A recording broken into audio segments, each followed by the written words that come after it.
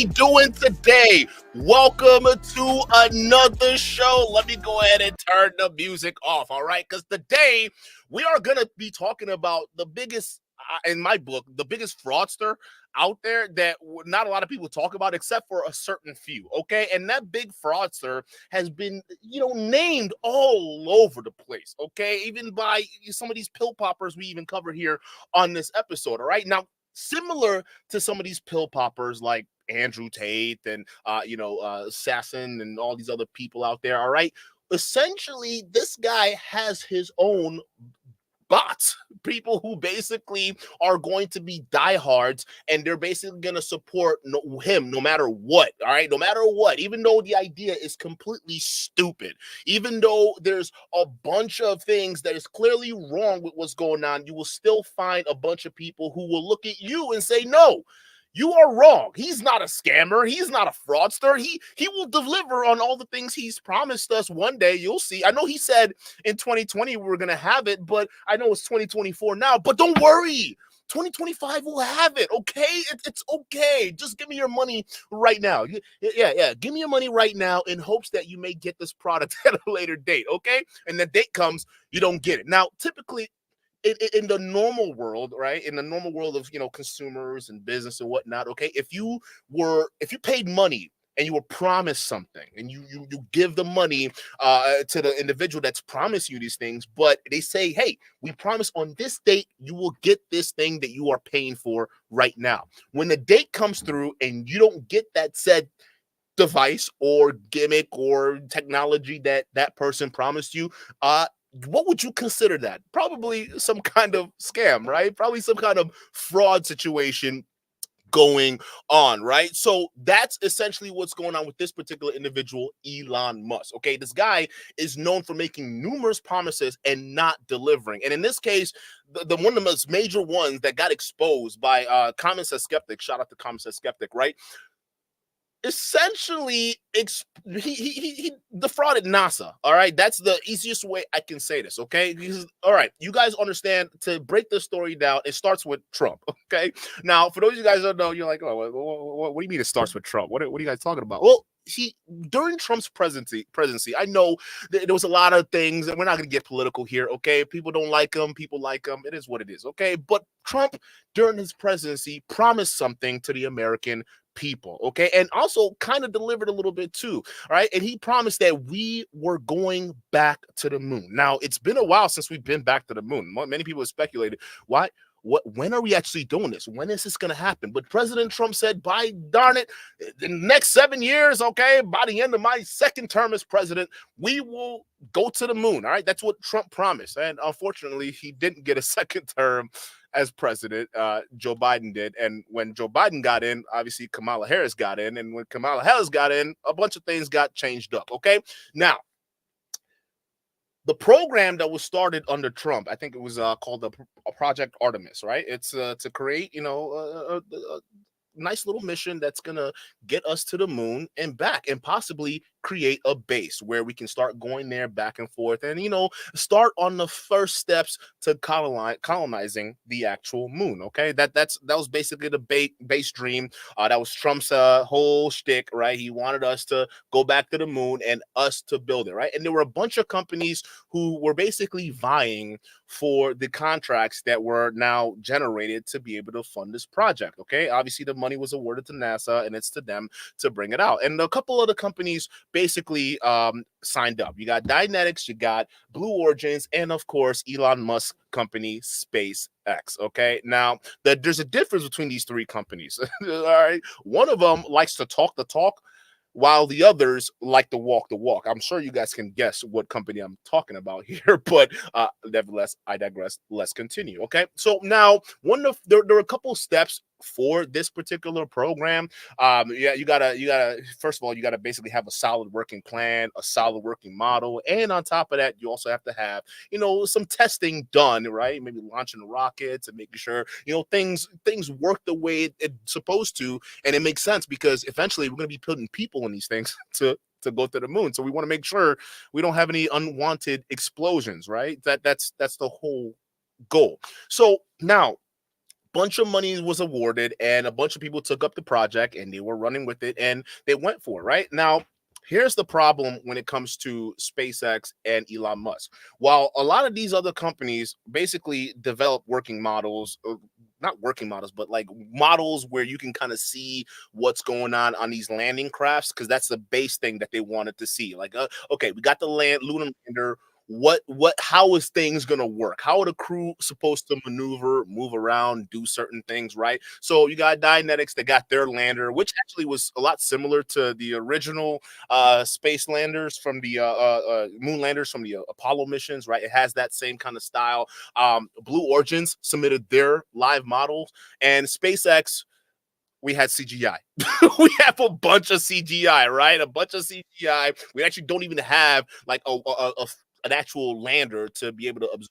But somehow he got awarded the contract to be able to build all these things, right? So now you guys may be asking, well, Duke, wait a minute, that doesn't make any sense. How is it that you can have billions of dollars in contracts awarded to you, but you don't have any working model? Well, it goes back to the Trump situation we're talking about, right? Because you know how Trump didn't have a full term in office?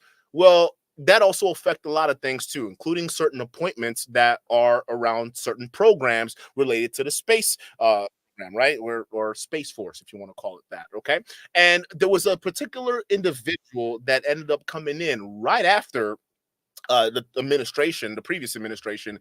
And before everything was set in stone, this lady decided it was a smart idea to green light the funds to go to Elon Musk, even though he doesn't have a working model, and some of the tests we have don't even they don't even they're not even comparable, right? It's like, dude, clearly this team, SpaceX, they're not ready for this kind of situation. So how is it that Elon was able to manage to land the contract? Well, the way he did it was being cheaper than everybody else. Okay, he's priced himself so low it was criminal. In this case, it possibly is criminal, right? Because there were a bunch of different problems that arise with it. First of all, the test that Elon made, okay, there's not really a whole lot of things there, right? The tests are in there. We don't have a product. We don't have anything basically associated with, why he should get this amount of money. So a lot of people are looking into, well, how did this happen? Because we got Jeff Bezos and his Blue Origins, and honestly, Jeff Bezos seems a lot more focused and detail oriented than Elon Musk. Matter of fact, even Jeff Bezos now is calling out Elon Musk for this shenanigans, because they're like, yo, what gives? We had everything priced right. This guy doesn't even have a working model. His spacecrafts are freaking blowing up all over the place. Matter of fact, his goddamn spaceship is basically the Mars ship that he was promoting this entire time, minus all the other heat shields and stuff, right? So he just repackaged everything and sent it out there. And here's the pattern we notice about someone like Elon Musk, because not a lot of people catch on to this crap, right? Here's the pattern that we notice with Elon Musk. He makes a lot of promises, very, very overt promises, that gets a bunch of people into a frenzy. This is how the cult of Elon is born, right? Because we're so obsessed with just living in the future that this guy can come in and say, hey, now we have a company that we can drill on the ground and build these massive high-speed tunnels. We can go from LA to downtown or wherever it is, right? In just a matter of seconds, right? Not realizing that technology, first of all, it's not the first time it's been tried. And second of all, it's it's just not possible. I mean, Hyperloop, come on, it's not a possible thing. Instead, what we got is just a tunnel underground with cars driving in. It's very, very small tunnel. Doesn't really work that well. But anyways, it's just moving aside. He's used to making these massive promises that don't end up coming true, and people end up paying for it in the end, right? And we've seen it even with full self-driving vehicles. We were supposed to have that shit 4 years ago. Where is it now? We don't know, but somehow he still gets billions upon billions of dollars in contracts, right? So at this point, it's only a matter of time before this guy gets caught. But before that happens, we have to make sure that these Elon bots start to wake up. All right. And the one person who's doing their due diligence to wake them up is Common Sense Skeptic. Now, there are other channels that are doing this, but Common Sense Skeptic, we have to highlight here because friend of the show, we love him. And we also love the work he's been doing, exposing a lot of these other guys around Elon and all these other places too, particularly Andrew Tate, right? Because that's Tate and Elon, they're friends now on X or Twitter. That's the thing, right? So he's done a great job getting the details. So I'm actually going to let him, yes, Common Sense Skeptic, when let him come up here and actually explain the whole thing, okay? And just give us the rundown of all of this shit, because it's crazy. But before we get into all of that, chat, before we get to any of that, we have to go ahead and cover the sponsor of today's show, okay? And that's you guys, more specifically, the YouTube like button. Guys, you guys are anywhere and everywhere in the world right now, and I appreciate you being here. You guys, there's so many different content you could be watching, but the fact that you're spending tonight with dukendon, that means a lot to me, and I know it's been a jam-packed week, so thank you so much for enduring with me, and please do not let your time here be wasted. Go ahead and sponsor the show, and the easiest way to do that is just to give us a like button. So without further ado, I'm going to go ahead and bring up Common Sense Skeptic into the chat. All right, welcome to the stream, Common Sense. How you doing? Doing well. Thanks for having me on. Shout out to you. Dude, thank you for coming on. I appreciate you being here, man. Thank you so much. All right, chat. Let's go ahead and get a W for Common Sense. But Common Sense, you've been following the story with the HLS, and the Human Landing System is what the HLS stands for, right? And can you give us a kind of a rundown with it, and then how you kind of put the spotlight on Elon compared to these other guys in the running for these contracts and whatnot? Well, the impetus behind the episodes wasn't really a one thing. It was a bunch of different things that were happening all at the same time, and none of them really seemed to make a whole lot of sense. Where you have Blue Origin and Dianetics that have full-scale mock-ups at NASA in Florida that their people can crawl through and make sure that the instrument panels are in a spot where they can see it, and they've got enough headroom here, and it's like a playhouse for them, right? They get to crawl through this thing and figure out where everything is supposed to go, and then that feedback goes back to the company, and the company works that into what becomes their prototype. And of course, SpaceX didn't have one of those. So you've got these three companies that were bidding on the HLS program. And like you said, this is something that was brought back into being by Trump. Yep. He gave them 7 years to do it. And a bunch of companies put their proposals in. It got narrowed down to three. So SpaceX, Blue Origin, and Dianetics. And then for one reason or another, out of the blue, after the change in administration, SpaceX walks away with a solo contract when there was supposed to be two. Like of the three companies, two contracts were supposed to go out. That was what they were operating under the whole time. Yeah. Right? So, but that's not what happened because of budget constraints and a bunch of other reasons. SpaceX walked away with the only contract by allowing to rebid and adjust their proposal to a very specific dollar amount. So it was advertised as across mainstream media as like a $2.9 billion contract. It was like something like down to the dollar, like $2,941,000,000, blah blah blah, down to $577. I mean, it's a very precise number. Yeah. And the reason why it was so precise is because that number was handed to him by the person who wasn't a NASA administrator. It was in between administrations. It was between when Jim Bridenstine left, because he was a Republican, and he knew that working with the Democrats in the White House wasn't going to work out so well for him. So he basically quit before he had to be fired. Yeah. And then a couple of months later, Bill Nelson comes in. And it was in that in-between time where Kathy Leaders decided that I'm going to take this opportunity to award one contract, and I'm going to give it to SpaceX. And you see in the videos that we put together how the award document that she put together was written in the first person. Yeah. Right? Where it was my decision. I did this. I decided. It's my opinion. All this kind of stuff. So I want to get into that. It's like. Oh, sorry about that. Go ahead. No, go ahead. I was gonna say I wanted to get into that because the whole circumstance regarding her giving him the contract, especially in the way it was, the manner it was written out. Do you think that was something that? Because I want to say, because obviously, a lot of these, there's corruption that happens in some of these circles here. Do you think that that was something that, there was some back end deal working behind the scenes between Elon and this lady, or Elon's team and this lady? Because it doesn't make any sense how she can just all of a sudden just single handedly just award him the contract out of anything else. Like, what gave her the authority to even make that decision? She was in a position of power during the interim in between the administrations to obviously do this. But was there backhanded deals? Yes, and it's all laid out not only in the document that she provided, but if you compare that against the GAO ruling on it, and then that GAO ruling got challenged in federal court by Bezos. It's all listed how the process is supposed to work and how that process was not adhered to.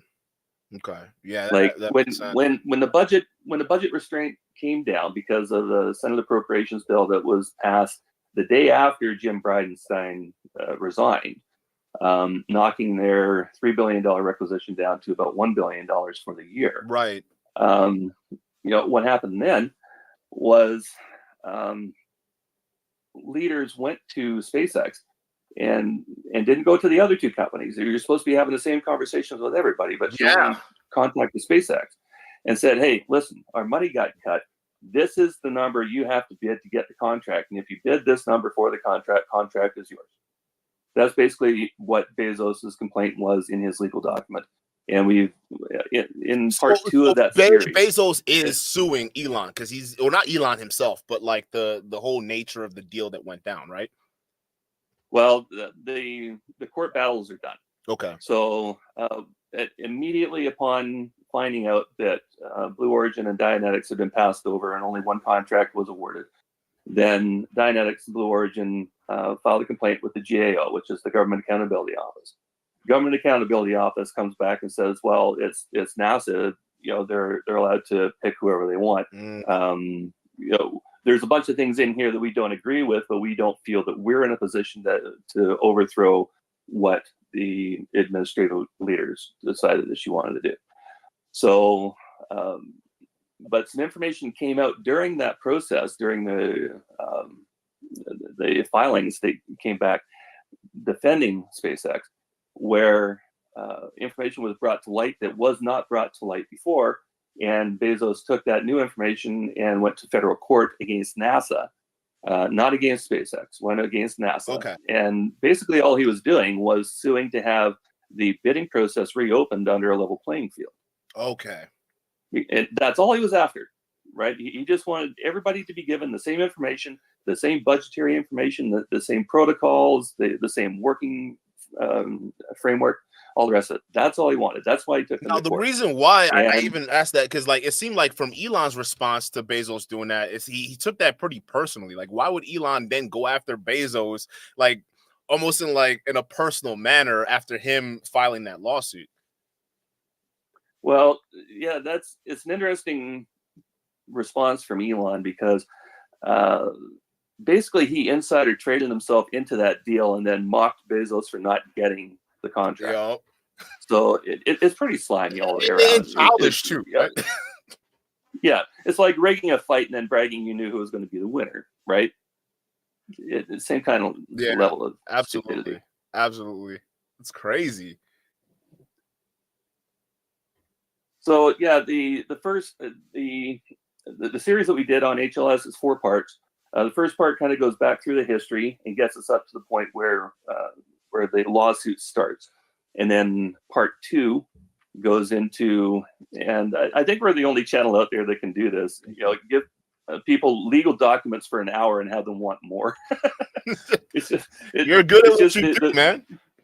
It's one of these things. It's a special skill. But yeah, we walk through the 3 documents. We walk through the Leaders Award document. We walk through the GAO, how they declined, and then the federal lawsuit documents. But the federal lawsuit was never heard. It was actually tossed out. The court felt that the GAO had a better handle on this than the judges or anybody else involved at the federal level could. So they kicked it back to GAO, who kicked it back to leaders, and now here we are. And Starship is still never going anywhere. Can we get into that, like just the progress of Elon and Starship, like what? So what? Like, because we know why it's not going anywhere, but go ahead and break that down for us, like even just down to even the equipment or lack thereof that they have or don't have. Okay, so for the three different contenders, Dianetics and Blue Origin, the landers that they created were actually compatible with existing launch systems like the Atlas V. Right, you can hook their landers up to the Atlas V, mount them on the nose and fire them off to the moon. So those two companies only had to design a lander, but in order for SpaceX to get to the moon, they had to design an entire launch system as well, and that's what we've been seeing happening down at Boca Chica. And Boca Chica is a whole other animal that none of this was ever supposed to be happening there. What was supposed to be at Boca Chica was a Falcon launch system, a Falcon 9 launch system to resupply the ISS half a dozen times a year. Yeah. And what it's turned into is this industrial complex and private destructive testing range where 5 different critical environments are being impacted, including turtle beaches and the habitats for quite a few endangered and critically endangered animals. Yeah. Out in the middle of this, what the people call paradise, the ones that used to live there down in Boca Chica. This is a retirement community that's been literally overrun by Musk and SpaceX, and he's run roughshod over that entire community. So what you're seeing at Boca Chica is the development of Starship, and it's a ship that's so poorly designed that we started up our channel. Our very first episodes were all about Starship, how this wasn't right and this claim wasn't possible, and we see this problem with the design, like the common head, the common dome in the booster and in the Starship itself is a very thin metal membrane in between 2 pressurized tanks, and if the pressure in one side of it exceeds the one in the other and they don't balance each other off, it's going to collapse the dome, which is going to disfigure the machine, which is going to explode the machine. And that was the first episode that we put out. That part of it was in there. And we've watched that happen now in a couple of different times where the Starship by itself, when it hopped and landed, you can watch the ship collapse right around the common dome. Yeah. And buckle right there. And in IFT2, it happened there as well. When the booster kicked back, before it exploded, 3 frames before it exploded, you see venting halfway down the length of the ship. Yeah. And it's not an explosion. It's not an FTS. It is definitely a breach in the side of the craft. And then 3 frames later, the whole thing's gone. That's crazy because they're putting people in those things. Yeah. Well, see, I don't think that Starship's ever getting human rated. It has to have a launch abort system, and it doesn't. Right? Yeah, that's true. On SLS, it's got that tractor rocket at the nose. Like it looks like an antenna off the top of it. That's actually another rocket system designed to take the humans in that capsule away from an explosion. Wow. But Starship doesn't have that. Yeah, right? And it can't have that. Wow. So getting it human rated, I don't see that as possible, and that's why likely the SLS is needed to get the people into orbit, is because so you've got an entire other rocket system just to get the people into orbit, to get onto they don't actually meet in LEO. They're going to meet up in lunar orbit. Yeah. At the and in what is it? NRHO. Right, so you've got this capsule traversing the distance between the moon, and you've got Starship traversing between the Earth and the moon, and then hooking up there. And it's the same with the Blue Origin model, as it turns out, but quite a bit different because the Starship actually requires like 16 to 20 refill launches, tanker launches, that introduces a whole different level of complexity that you run into the same dangers on every launch. And then the chances of it are multiplied by every launch that you have. So if you've got a 5% chance of failure, then on 2 launches you've got a 2.5% chance of failure. Like it's going to work against them, right? And this is where I think the scam comes into play, right? Because because you have 2 other companies that basically they're not reinventing the wheel, right? They're making something to fit with existing infrastructure already, right? But here we have Elon Musk, who's actually trying to reinvent the wheel, like, and he doesn't realize that this it's going to take far more than 2 billion, $3 billion to be able to accomplish this, because you are basically building something from the ground up versus something that is able to attach to an existing infrastructure. So part of me thinks, okay, so if he's doing this, is it because, like, is it on purpose to try to get people like, oh, this is something completely new? It's like, it's at the top of the technology, it's at the height of it, right? So you got to buy into it instead of looking at these other companies who have something that's more comparable and kind of down to earth, and it fits with already working models. Well, yeah, I mean, everybody's going to get attracted to the new flashy thing, right? Especially when Musk for 5 years had already been promising that this thing was going to be going to Mars and help colonize Mars with a city of 1 million people. Can you break that down too? Because I found that ridiculous. I'm like, seriously, it's that time frame is so close. That doesn't make any sense. And a lot of people got excited for it too. They got excited when it was. It was like, oh, we can go to space like right now. And then you had those "Save Us, Elon" memes, right? That would be all over the place. Save us, Elon. It's like, what? What? And of course, they think they're going to turn Mars into a green planet by nuking it with 10,000 nuclear warheads. He said that too. He said that. Yeah. What an idiot. Oh, sorry. Well, they sell the Nuke Mars T-shirts, and it shows Mars in 4 different phases, going from the barren, lifeless land that it is now, to Earth 2.0. It's like, no. NASA shot it down. Scientists have shot it down. None of that's possible. But he was saying from 2016 on that, last year, 2022 now, in 2022, there was going to be starships on Mars with supplies waiting for the astronauts, and 2 more starships that are going to be heading out that way this year, right? None of this is happening. So basically, I think leaders got wrapped up into the hype. And like most people, figured that Elon must have had all of this figured out ahead of time.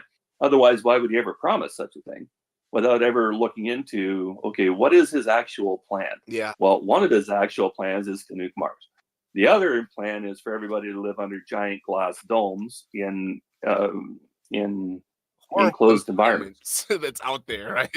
And wow, where the hell is the glass? Now, wouldn't you call this? I mean, this is kind of. I mean, he's basically committing fraud, right? Minus all these other empty promises and whatnot he's been making with Tesla and the full self-driving vehicles. You can have your own robo taxi by X amount of time, right? I mean, this is tantamount of fraud almost, because you're promising things and you're collecting money based off of those promises that. I think they themselves have to know it's not going to come true, right? So the way that SpaceX operates, and you're going to see this when we get into part 3 here, is SpaceX needs all the hype to bring venture capitalists into the fold so that he can milk money out of them. Because he needs about $2 billion per year to keep the lights on at SpaceX. That's his burn rate, and he's gone into that in one or two of his different interviews, where they're burning about $2 billion a year on Starship. Okay, now, in order to keep the venture capitalists coming in, even though his valuation is going up and up and up, which means that the amount of money that you put in is worth fewer and fewer shares over time. Yeah, because the cost per share is going up. So let's say when he first started, this isn't the right number, but let's say it was. When you first started selling to venture capitalists, then the price was $5 per share, but they need the higher valuation. So now it's not $5 per share; it's $50 per share. So for that same amount of money, you're getting 10 times fewer. And these 90%. Valuations, oftentimes, I mean, to me, they seem kind of empty, right? Like overvalued, kind of. They're like some of the like if you look at Tesla's valuation right now, clearly it's not worth at least the company itself isn't worth what the paper value says it is, right? So we're Well, seeing no, a like lot of these they have fakes on billion-dollar valuations Yeah. on Vegas Loop, for Christ's sake. that, which is You know, on the Boring Company, they've got one tunnel. It's a shit tunnel. None of the contracts are going through. None of the other contracts that he was bragging about did. You know, he's been ghosting contracts in Texas and in Florida and whatnot. Like the Boring Company is a nothing burger, it's off-the-shelf tunneling technology that they slapped a brand even sticker talk on. about it And you know, and they're after, I think it's a $3 or $5 billion valuation. I forget what it is. But, you know, like multi-billion-dollar valuation on a nothing burger company, and he's going for the same thing for Neuralink, right? And they're talking about taking SpaceX public.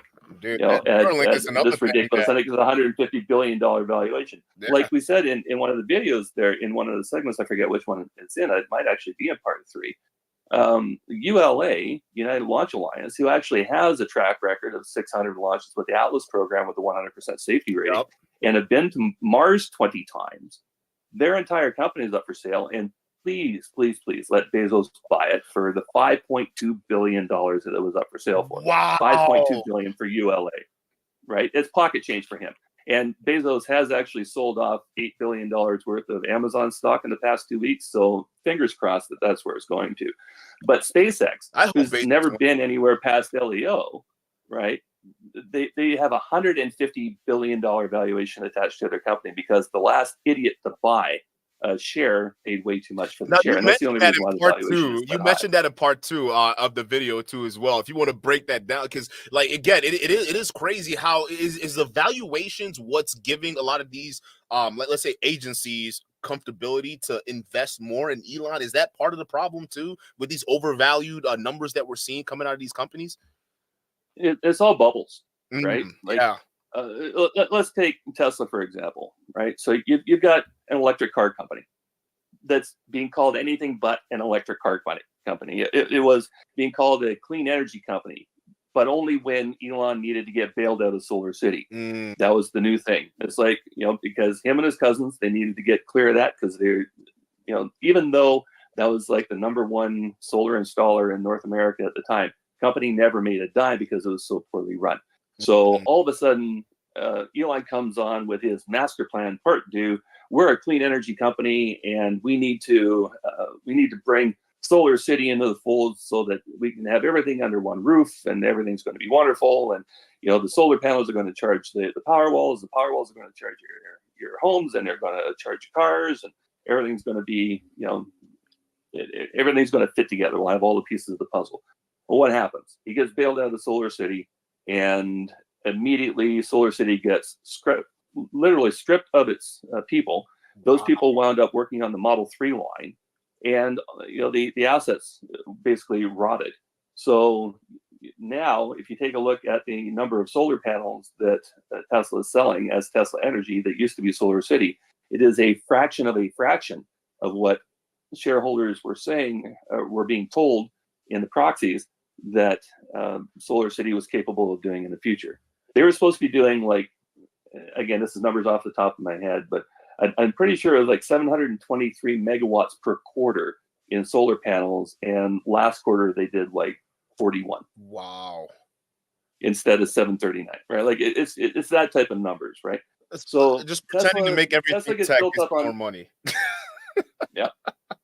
And when Tesla was like really, really close to bankruptcy, that's when Musk came up with the idea for the robotaxi. And you know, this is going to be a wonderful thing. And for $30,000, you can buy a car that'll make you $30,000 a year. And you have to be an idiot to buy anything other than a Tesla. And if you buy anything other than a Tesla, it's like buying a horse, which is great if you want to buy a horse, but you should go into it with that expectation. And blah blah blah. Right. So you know, robotaxi is coming in 2019, no, 2020, second half of 2021. Here we are in 2024. We still don't have no freaking robotaxi, right? But the people who were buying and putting the money down, so number one, they're buying a car because they think the car is going to pay them off in a year. They just don't know which year. And then they're buying the FSD. So all the FSD money is just basically extra money that it was brought into the company. It kept the company afloat to the point where they could release a couple of new prototypes. So then they start showing people the Semi, and the R2. Well, I mean, So would you call the this a second version of the Ponzi Roadster. scheme, though? It's a kind of like a Ponzi scheme because you're taking money with your right hand and you're paying your left hand with it. That's essentially what he's doing because he's just moving on to the next thing. Why can't people realize he's playing Ponzi with companies? That's essentially what I'm hearing, right? Just get a bunch of people to buy into this idea, this big hype that, oh yeah, this futuristic thing is going to be coming through. Everyone's going to have their own self-driving taxis that can make money off of. But really, realistically, once you put that money, that order in, he's using that money for something completely different, right? That's got to be some kind of scam. I've been saying this. This is a scam. So here we go with moving over to the SpaceX model. So when Falcon was being developed, they had 4 chances to get it right. They got it right on the 4th try, and this is the Falcon 1, not the Falcon 9. So the first 3 blow up. The 4th one worked for them, and as soon as that one worked, and NASA said, okay, you do have a system that we can work with. Let's start developing the Falcon 9. That allowed Musk to go out and start raising money in a bigger way for SpaceX. But that wasn't good enough. Almost immediately, he's coming up with, we're going to do this on Mars. And to do this on Mars, we need a Starship, which was, it goes back through a couple of different other names. It was the BFR and the MCT and the ITS and a whole bunch of other shit. Anyway, he starts getting the venture capitalists all hyped up on Starship to colonize Mars, and he's got all these wonderful CGI renders of the cities that he's gonna put on the moon or on Mars, and he's telling these little incels that listen to him that if they want to open up their pizzeria on Mars, and they better save up for their $100,000 round trip ticket, and a wonderful life awaits for you on Mars. Mm-hmm. And that's the hype that got SpaceX their first $1 billion raise. Okay, he was doing 10 million, 20 million, whatever it was in his previous raises. His first $1 billion VC raise was after he started pumping Mars. And the only thing is, now he's got to somehow make good on that, or at least make it look like he's making good on that. So I mean, he HLS can't offered him the opportunity to do that. CGI forever. I mean, at some point, he's got to be able to deliver, right? So did you see the video that we did comparing the 2019 presentation of Starship to the 2022? Was it the one where he just basically stripped off the bottom layer and then just made it look more like a lunar lander?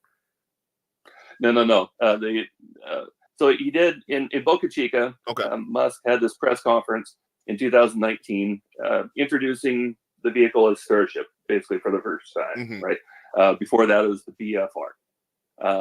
So he's going through all the different points, what makes this amazing, and it's got twice the power of a Saturn V, and it's going to have these 33 engines in the booster, and so he goes through this whole presentation, and that was enough for people to coast on for about 3 years. People started getting a little bit drained, I think. After that, they really didn't have, but to keep the excitement going, he does another presentation in 2022, and the goddamn presentation was word for word almost. Like in the video that we did, it's Starship 2019 v 2022. We put together at least 10 minutes of him saying the exact same thing back to back at both presentations. So he gave them the same presentation and people went nuts in. Oh, right?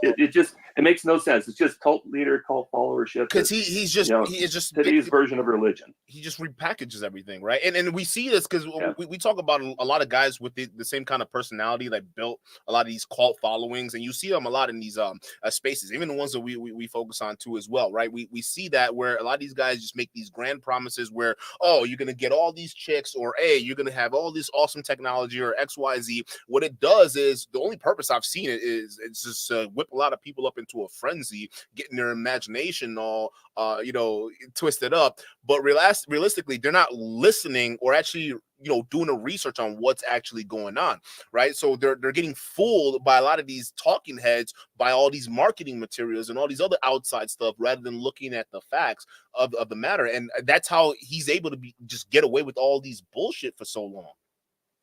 Exactly. You've got the mainstream media that for years were pumping this guy as the biggest genius on the planet. So if he says something that you might not understand, and you can't follow along because there is no logic there. Right. You're going to dismiss your own doubt in favor of the mythos that is hanging over this guy, right? It's like, I don't understand that. Well, maybe I'm stupid because everybody's telling me that he's a genius. Well, no, he's actually an idiot. You were on the right track, and you needed to follow through with that. You needed to run the numbers. Like his best friend Andrew Tate, right?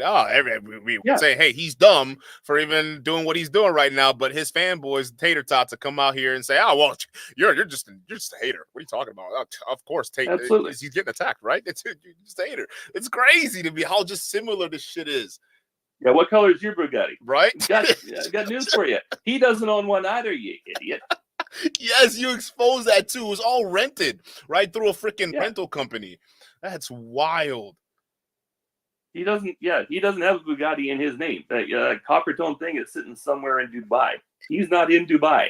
And you know what's crazy? He got a bunch of young men, right? Similar to like these Elon fans that get on you and Thunderfoot and some of these other guys too as well, Adam something, right? And like these guys would get on you with baseless, no facts whatsoever, right? And they're challenging you, and he's like, well, hold up, we've actually done a research. He doesn't know any of this stuff, so we've shown it to you.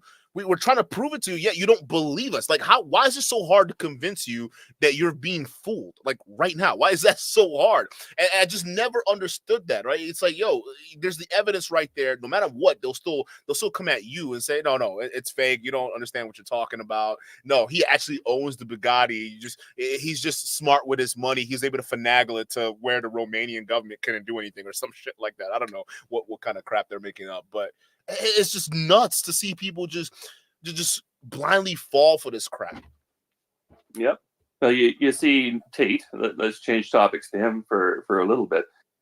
You see him on his private jet. He doesn't own a private jet. We proved that with his own words that he said he owned a private jet for about 3 months and he couldn't handle the maintenance and the storage fees on it and whatever. So he just charters it whenever he needs one.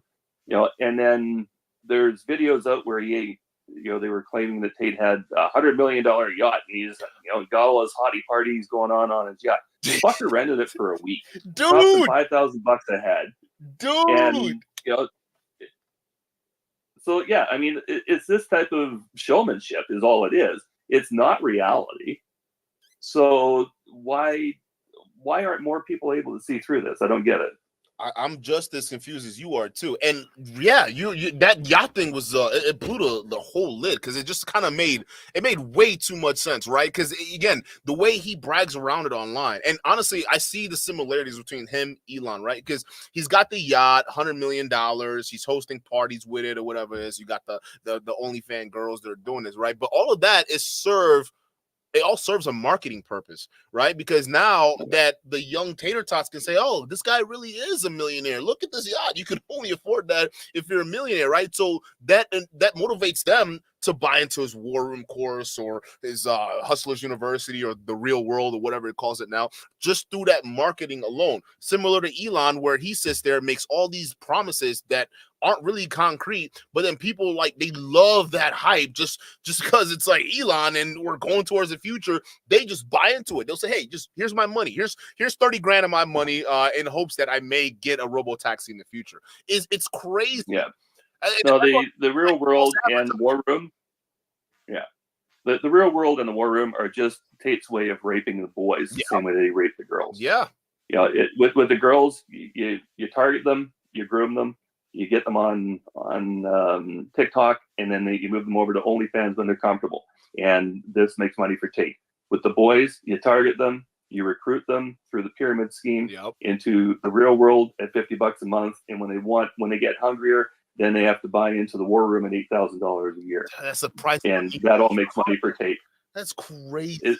Everything just makes money for Tate, right? Nothing's coming back to the people who are buying into these. Yep. Right? I don't know. I've been dealing with so much of the Tate content recently. Like it seriously for the group here, it is soul destroying sometimes.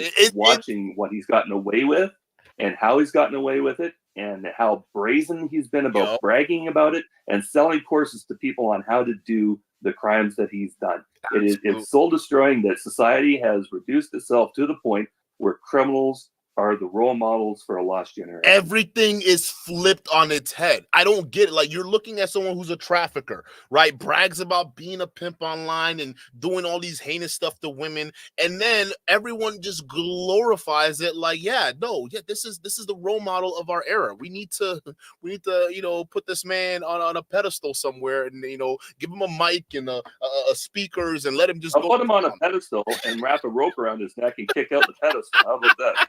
Dude, listen, for all the damage he's done to a lot of people, he probably is the. I mean, even when him and Candace Owens shamed they shamed the victim of his that was in Florida, right?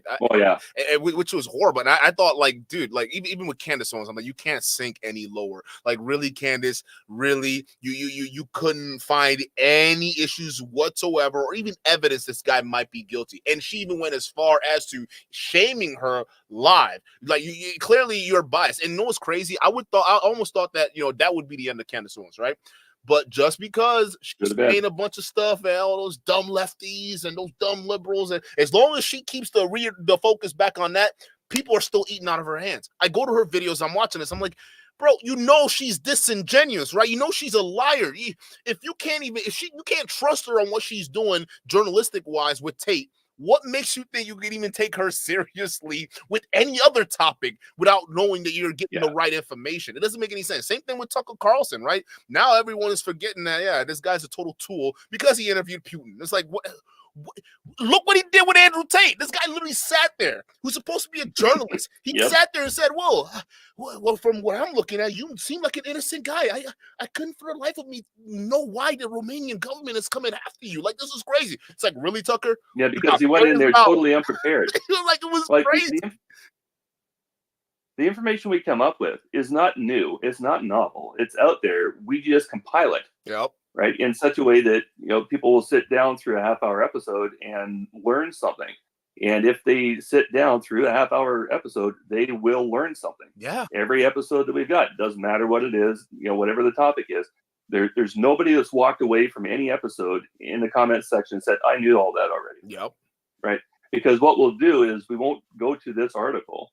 We'll go through this article, and that'll make mention of something else that takes us down another rabbit hole that gets us to this point of information, and then we wrap all that up into a cohesive storyline. Right. And that needs to be done more often. Tucker Carlson could have gone into Romania and torn Tate a new asshole live on TV, and he should, if he wants to call himself a journalist, because that's what Tate deserves.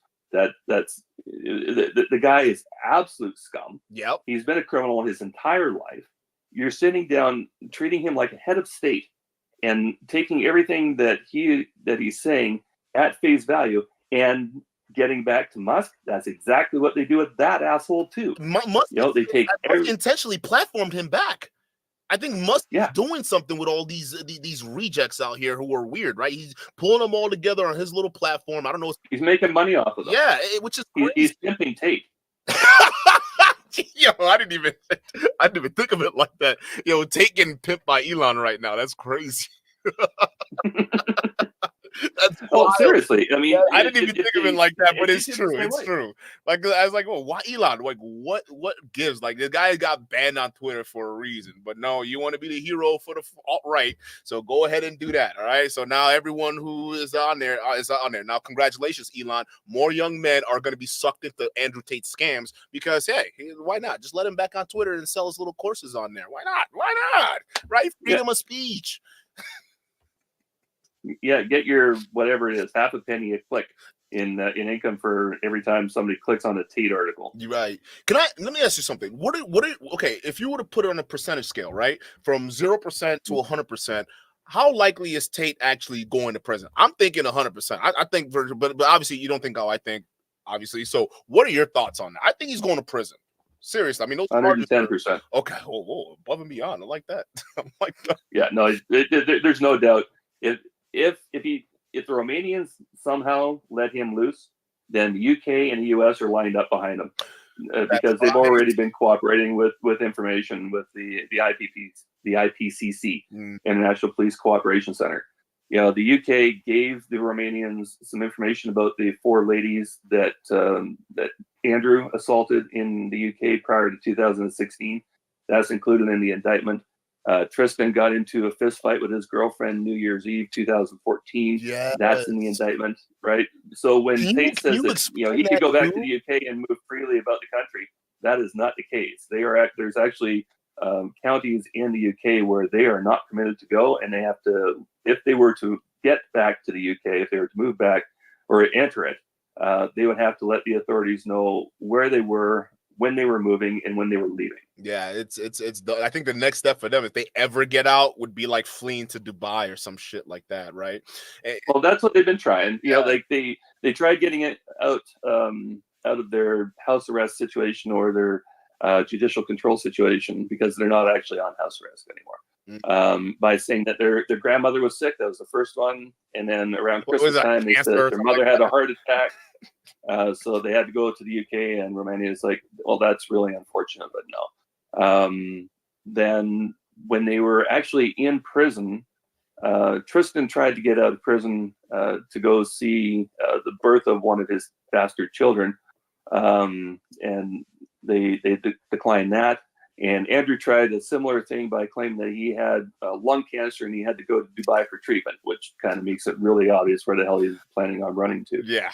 But a lot of people don't realize, and I'll give this to you here now, a lot of people don't realize that after the house was raided in April of, I guess it was 2022, right after the house was raided and the victims were freed and Dicot, seized a lot of their assets, whatnot, they ran away to Dubai. Okay? They ran away in April. Wow. And they didn't come back until December. And I don't know if you remember the whole pizza box thing. Yeah.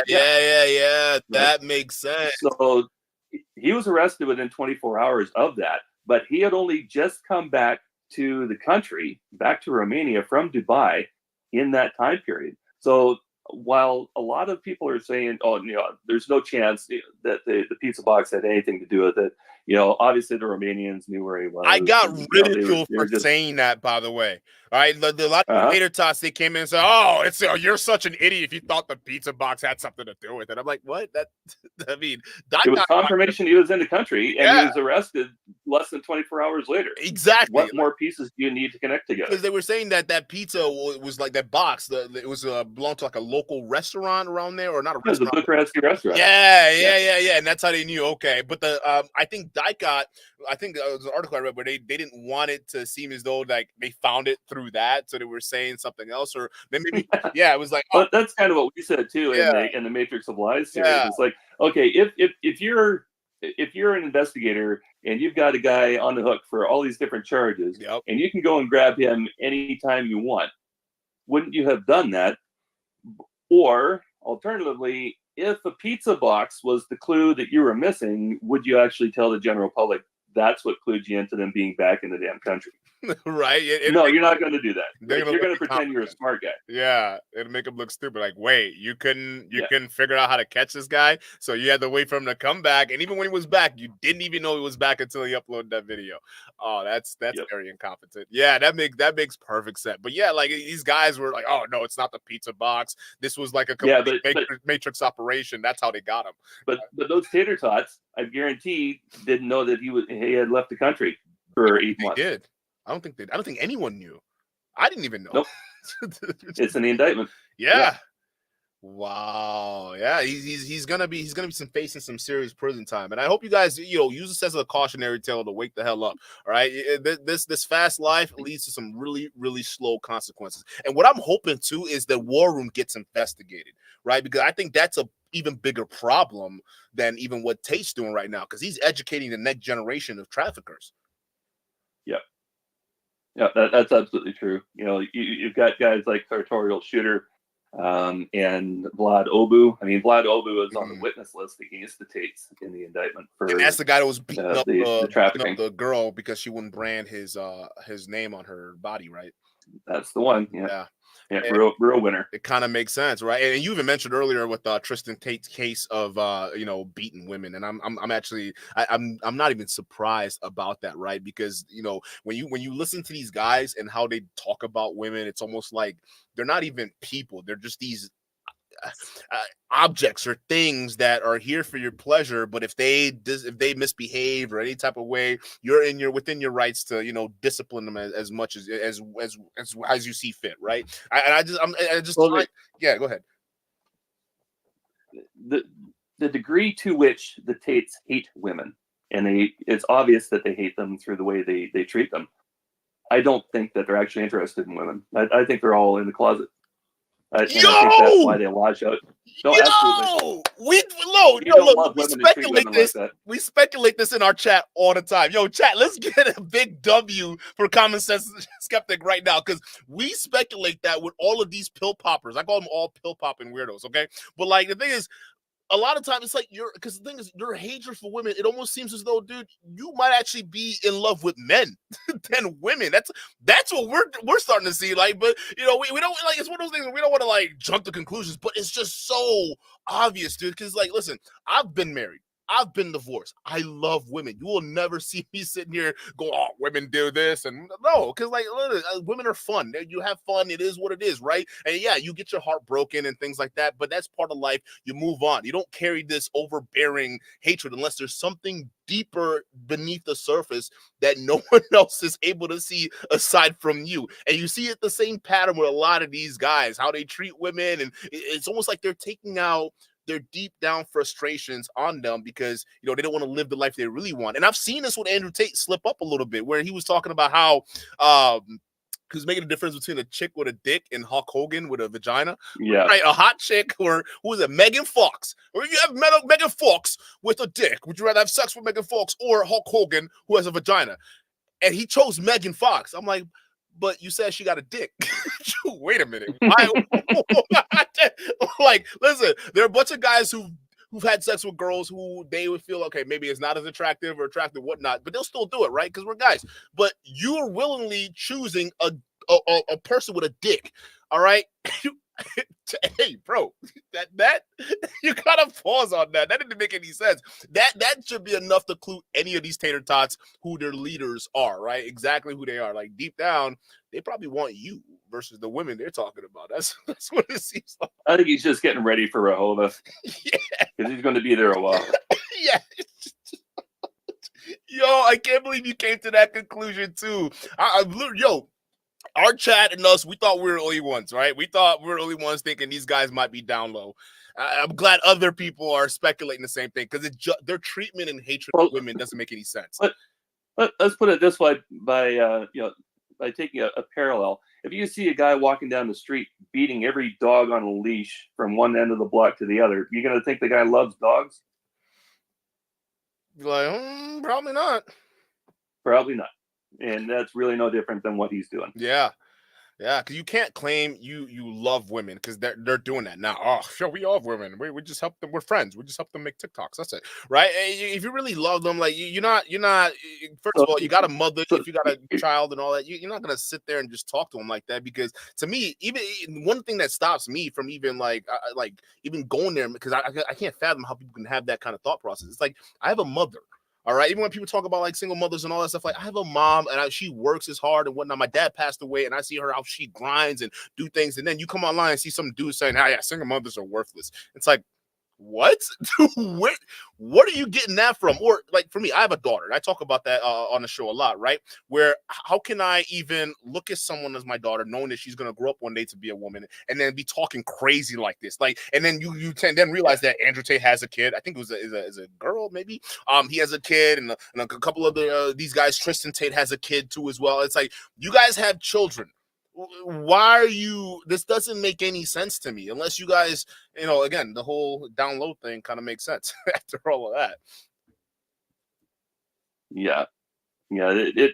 I think with the well, you've been into a couple of different conversations with especially about Tristan, Mm-hmm. and how he treats his baby mamas, and how he's pimping them out on and Yo, shout whatnot. And out I to sent you you that for link there the exposing. other day. Yeah, I was gonna say, yo, shout out to you. And for those of you guys who don't know, the last show we had, Common Sense Skeptic came through with the massive W because we were able to see basically a whole porn page of Tristan Tate's girl getting fucked by Andrew Tate's girl. Matter of fact, I think I'm gonna figure out how to like put the link in here somewhere. But it was crazy. So y'all can't say y'all can sit there and say, "Oh, Duke, this is just more hater energy. Yeah, you and Common Sense Skeptics are just haters.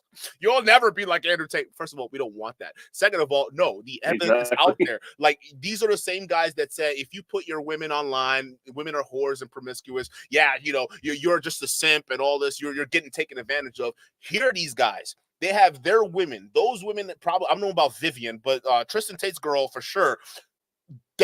She has a kid, right? And you're having them reveal themselves online while having sex with each other, right? And you want to tell me that's masculine? You want to sit there and preach traditional values to me? Like how who the hell do you think you are? Yo, Candace Owens, when you told me you're preaching Christian values to Andrew Tate, why didn't you see this information? Right? This is something that would clearly be up your radar for you to cover, right? Because you're gonna look at someone like Tate and say, hey, oh, so if you're so Mr. Traditional and you're so Mr. Whatever, why are you letting your baby mamas do this? Like, what is this acceptable under Christian values? I mean, listen, I'm not religious, but y'all are the ones that push it on everybody else. So what?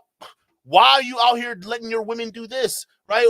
Or does it prove exactly what we already know? You don't respect women. You don't. Okay, so right? Go ahead. So not only are they letting them do this, Tristan is making her do that. Mm.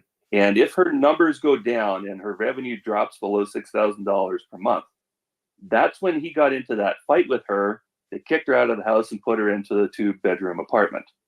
Because her revenue dropped from $6,000 a month to $4,000 a month. And that's an indictment. So it wasn't even because they were because I thought it was because they had like an argument or something, but no, it was because it was over. That's what the argument was about. Oh, that puts it in a whole new light. Oh, that's bad. That is really, really bad. So yeah, baby mama wasn't making enough money fucking Vivian, so we're going to put you in an apartment until you smarten up. Yeah, dude. That is crazy. That is textbook pimping right there. What? Yep. That is crazy. So he's basically like, what do you call it? He's basically showing her, hey, this is what's up. You either go make my money or we gonna keep demoting you. Which, wow. Yeah. That's crazy. And these are what men look at as great examples for all men out there. This is what we look at, right? This is disgusting. That's crazy. So your baby mama, and think about this, chat. This guy would sit there and clown all these OnlyFans and porn stars and whatever it is, right? Think about this. What kind of character does it say about a man, right?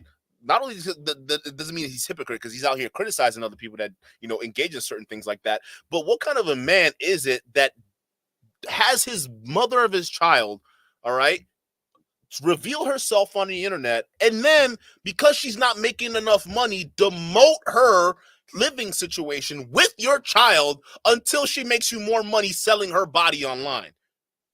What kind of character of a man is that? Is that someone that you want to be following? Is that somebody you want to be moving around with? Like, this is crazy to me. That is the mother of your child. We're sitting here, yep. we're arguing about because one of the yeah, go ahead. So just to kind of cut this topic a little bit short, back to there's a segment in not the next Tate video that we're going to do, but the indictment video that goes through who Abby is, where she came from, and what Tristan did to her in what period of time. And it's an incredibly short period of time that it took for him to turn her into what she is now. From a bathing suit fashion model is what she was when he found her at somewhere around 15 or 16 years old. I'm trying to track it down. Wow. Yeah, but that's going to be in the indictment video. We're going to go through where Abby came from. We're going to go through where IP came from, which is Yasmina. We're going to go through the girls that are mentioned in course, such as Vivian. She actually reached out early on in her association with Tate for help to another girl who was dating Tate at the time. She wanted this new girlfriend of Tate to help her get out of the situation, and she just wasn't in a position to help her. So she wound up getting locked into where she is now. And as the bottom bitch, as we went through in the Matrix of Lies videos, she's actually complicit in a lot of the different crimes, including statutory rape against minors. So that's where common sense. Vivian got lost that way. This is a big worry of ours, right? Because we're seeing it in these spaces a lot. The love of like underage girls or minors, right? Where these guys have this weird obsession with minors. We were just ridiculing Pearl not too long ago because she was sitting there talking about how hot 16-year-olds were, right? Which is like, what are you talking about? This isn't normal, right? And then you got all these people in these spaces talking about, yeah, we'll definitely date a 16-year-old because all these other. It's like, it's bad. Beauty queens are beauty queens for a reason, right? There's a reason why they've got that label. But if they're 16 and you're 22, they're off limits, asshole. Like, let them date their own. 18-year-olds, 19-year-olds. Those are the people who should be dating 16 and 17-year-olds. That's it. If you're in your 30s, if you're, take a look at Leonardo DiCaprio. I mean, he kind of sets the example for these assholes. Where they glorify him. They love him out the door, right? Yeah. So everybody wants to be Leo, but they don't seem to realize. And you remember this from the Matrix of Lies thing that we did as well. Because the Tates are American citizens and are basically traveling abroad, even though they have temporary citizenship in Romania, but they're still American passport holders, so they're still under the auspices of American law. Right. If they have sex with anybody under the age of 21 while abroad, that is sexual interference of a minor. Anybody under 21 internationally is considered a child. So that's statutory rape of children for every 16, 17, 18, 19, or 20-year-old that they fucked over the course of their entire life. And it's 30 years in prison per count. Yo! That's right in the laws. So if they happen to escape Romania, then the U.S. should be lining up, and the U.K. should be lining up these guys for a ball and chain until hell freezes over. They get locked down. There's no way. Hey, all you tater tots that think they're gonna get away, there's no freaking way. All right, they're not gonna get away with this. It's him, Vince McMahon. They're all going down to say, oh, by the way, are you doing anything on Vince McMahon? that was no. Between Tate and Musk, we've got our plate full. Too many traffickers. Being absolutely honest here, just getting up to speed, just getting up enough gumption anymore. I think that's the right word. To get back into the Tate episodes, we stepped away from it for 6 months, 7 months. We had enough. We put out the 3 Matrix of Lies, and we're like, okay, so we've got the indictment document, and we translated this 400-page Romanian document into English and reformatted the whole thing. And there's so much filth in those pages that it literally taints your soul. Right? Like, it changes your attitude, it changes your demeanor, just reading how these people are treated, and by these criminals, like girls that they didn't want to do cam work anymore. They didn't want to work on a particular night. They get tossed outside the compound in Romania in their fucking underwear. Whoa! Until they change their mind and come back in and want to go back to work. That type of stuff. Right, the diseases that went through them, they're all listed out. They were the Tates were picking girls up at the Ukrainian border as they were fleeing war and bringing them back to the compound and trying to get them to work. And there's 2 of them that caused quite a bit of trouble for the Tates. And I think that you're probably going to see those stories come up in the second indictment with another series of charges against the Tates that we expect within the next 2 or 3 months. Wow, this is insane. I mean, it's just layer after layer after layer of filth and garbage and shit. Jeez, and the pretrial just, or I think they're going into trial officially, right? Or are they still pretrial status? They're still pretrial now. There's so their latest postponement of the trial is based off of the fact that there's, how they were saying that there was no evidence against us. This is Yeah. all garbage. It's going to get thrown out. Yeah. Now they're complaining that there's too much, evidence against them, and they haven't had time to go through it all. And then they wind up going on the news saying, if there's anything against us, we would have been tried, last year. Right. Yeah, you would have been tried last year had your lawyer been competent, been up to date. If you guys hadn't been running the spin cycle, you could have been through this already and already serving your time. But no, you're just kicking it down the road. Nope. They get Joe McBride to do the heavy lifting for him. Oh, Joe McBride, fucking idiot number one. Oh my God, him and Fresh and Fit? Yes! What a trio of dumbasses. A bunch of clowns! Dude, Myron, I swear to goodness, listen, Myron would never, ever, ever call out Andrew Tate. That's why he's getting called out by his own fans right now. They will never call out Tate because for some reason, I think it's just that Tate brings the audience, the views, or whatever it is, or Myron has this twisted sixth sense of loyalty.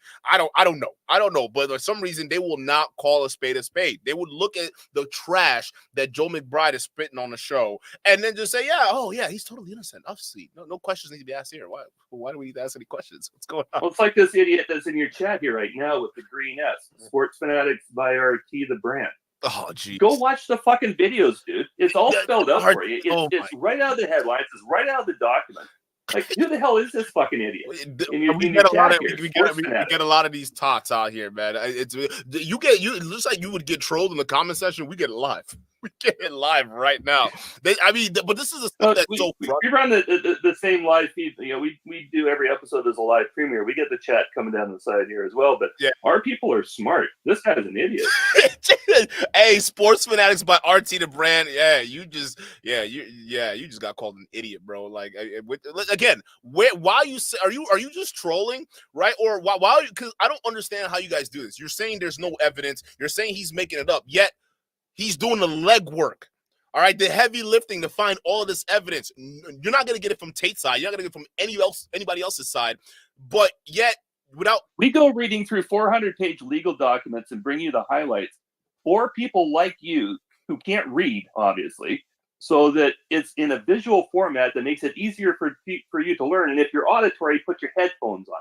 But go out and learn something today. Yo, RT, you get roasted. I ain't gonna lie, dog. You get roasted by common sense. That's insane. Let me do this super chat real quick, and then we can pivot back to Elon because I'm curious. I want to know if there's ever gonna be any serious consequences for this guy, because even guys because when we're talking about the pill popping weirdos over here, they do look to Elon as that ultimate edgelord, right? They look to him as the kind of the mainstream king of whatever they got going on in these other spaces over here. So I'm thinking, well, if the domino effect is going to start falling for a lot of these lower level guys, what about Elon and the numerous scams he's got going on too? Because to me, it's just a Ponzi scheme that he's playing with companies.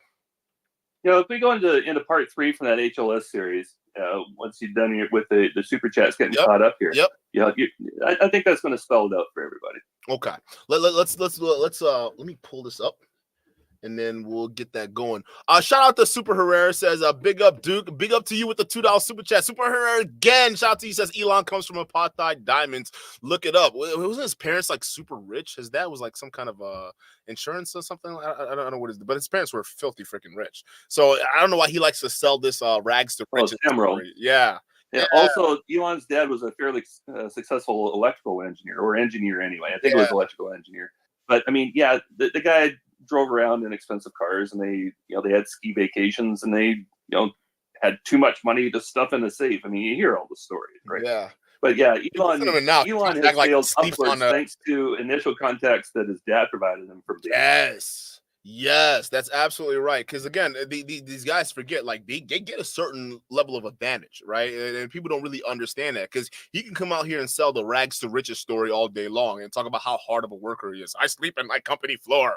I never leave. That's why you guys should stay here and sleep on the floor with me. All right, don't leave and keep working. Right? It's like, no, that's none of that. But the funny thing about that is that through the connection, through the channel, through Twitter, there are so many people get in touch with us. Like there's a lady named Christina Balan who's been absolutely ostracized, was one of the top engineers in Tesla, too smart for her own good. And Elon showed her the door, and because she was bringing up legitimate concerns that she had with with various things that were going on at the factory. But the level of engineering that she provided was of such high quality with the battery packs that were put together. I think it was in the Model S, that her initials are actually engraved in the metalwork on the outside of the casing of that battery pack. I mean, that's the degree of respect that she earned while she was there. And if you ask her how many times Elon slept on the factory floor, she will laugh in your face for minutes, because it's all bullshit. He's a liar. Complete He's liar. an absolute liar. He's just selling this crap. So, all these other guys over here with the grind set mentality. Yo, we got to grind like Elon, bro. All right, he sleeps on the floor. No works, no, all work, no play for you. Let's go. All right, that's just one of those things. Oh, what's that? He played Diablo 4 for 6 hours yesterday? What a loser. Get off your butt and go be like Elon. All right, go sleep on the floor of your job. Yo, Stay Gold, shout out to you. Where have you been, by the way, Stay Gold? Shout out to you. Stay Gold says, plausible theory, seen as his power bottom buddy Myron has been exposed having a male ex-boyfriend. Closet fruits from the same tree, but sex. Yo, dog. Yo, hey, listen, that was worth $5 to read, right? Yo, I wouldn't be surprised if Myron and Andrew Tate, I don't know, because the way Myron was looking at Andrew Tate during that last interview when they went to Romania, yeah, maybe he was a little bit titillated, right, by Andrew Tate. I don't know. Listen, I wouldn't put that past Andrew Tate. He probably already had a gay experience. I wouldn't even put that past both of them, right? So, are you unaware what happened to him in prison? Wait, did he? He got put in. He got put in the infirmary for sexual trauma. Tate? Yeah, I didn't know Andrew that. Tate. Whoa, yeah. Whoa! They took. That's why he's walking so goddamn funny. I was gonna say that. After he got released. I was gonna say that. Oh my god, because I called that out. I'm like, why was he walking funny? Right? Because he was walking funny after that video. He came out, right? He was just, oh my god, they took his booty. Oh my goodness. Oh Lord, yo, common sense. Whoa, yo, this is amazing. I gotta start sending you more headlines. You got to. That's crazy. I had no idea. I thought, because I was speculating, because that's what we do. We were just speculating. We're like, all right, it's weird that he's walking all weird after that. Maybe something got up there. Remember when he was pacing back and forth, smoking a cigar, just wearing his underwear, he's walking left, right to left. Yeah, that's why he's walking funny. Oh my god. My goodness, dude. This is bad. This is really bad. I have no idea he was actually put in a unit. Oh, this makes so much sense. Let me get the super chat. Oh my god. Oh my god. Oh my god. Listen. Oh my god. Speculation over. I'm done speculating. It's true. Wow. That makes too much sense. Too much sense. Oh my goodness. Yo, Tony, shout out to you for the 5 cents. Duke, did you see the video of a pastor getting caught not paying a black transgender escort? It's funny as hell. Have to react to it. I'm on it, bro. I'm on it. Because listen, I'm sick and tired of these pastors or super religious leaders trying to tell you people how to live your life and knowing fully well this is what they get on behind the scenes. They need to be exposed to. I got you. Yeah. Did you send the video already? Let me know if you've sent me the video. If not, send it to me and then we'll start putting the show together, because you already know we got a long list of stuff already lined up. So if you want to get in it, get me that email right away. All right. Let me get to this part 3 real quick. Now, StreamYard's kind of weird. I'm gonna have to share this other tab. It might take you out for a second because I'm sharing this tab, but when you're ready, because I would still hear you because we're on Discord. So whenever you have something to chime in, I'll just flip it right back to your tab. So just say when. That's okay. Tell you what, you play until you see a natural break, and then bring me back on. Perfect. Let's go ahead and share this. I'm gonna bring this up. All right, guys, we're gonna start from right here because this is where it gets to part 3. Let's get it. We had some very simple advice for Jeff Bezos and the team at Blue Origin that we shared in a tweet on August 18th of 2021. We said Bezos is playing this wrong. All he's got to do is keep plugging away at his system and have it ready when Starship fails. NASA will be knocking on his door eventually. It was completely obvious to us that Musk was not going to make good on his deadlines for Starship. So where Bezos and Blue Origin were protesting the selection with near-field goggles, We were looking down the road to when Starship proved to be as incompetently executed as we fully expected. At the time, Bezos was even willing to eat $2 billion of development cost to continue with the HLS program. Turns out... Well, hold up. That's crazy. Because, like, Bezos is really putting his money where his mouth is. Common sense. You let me know. What do you think?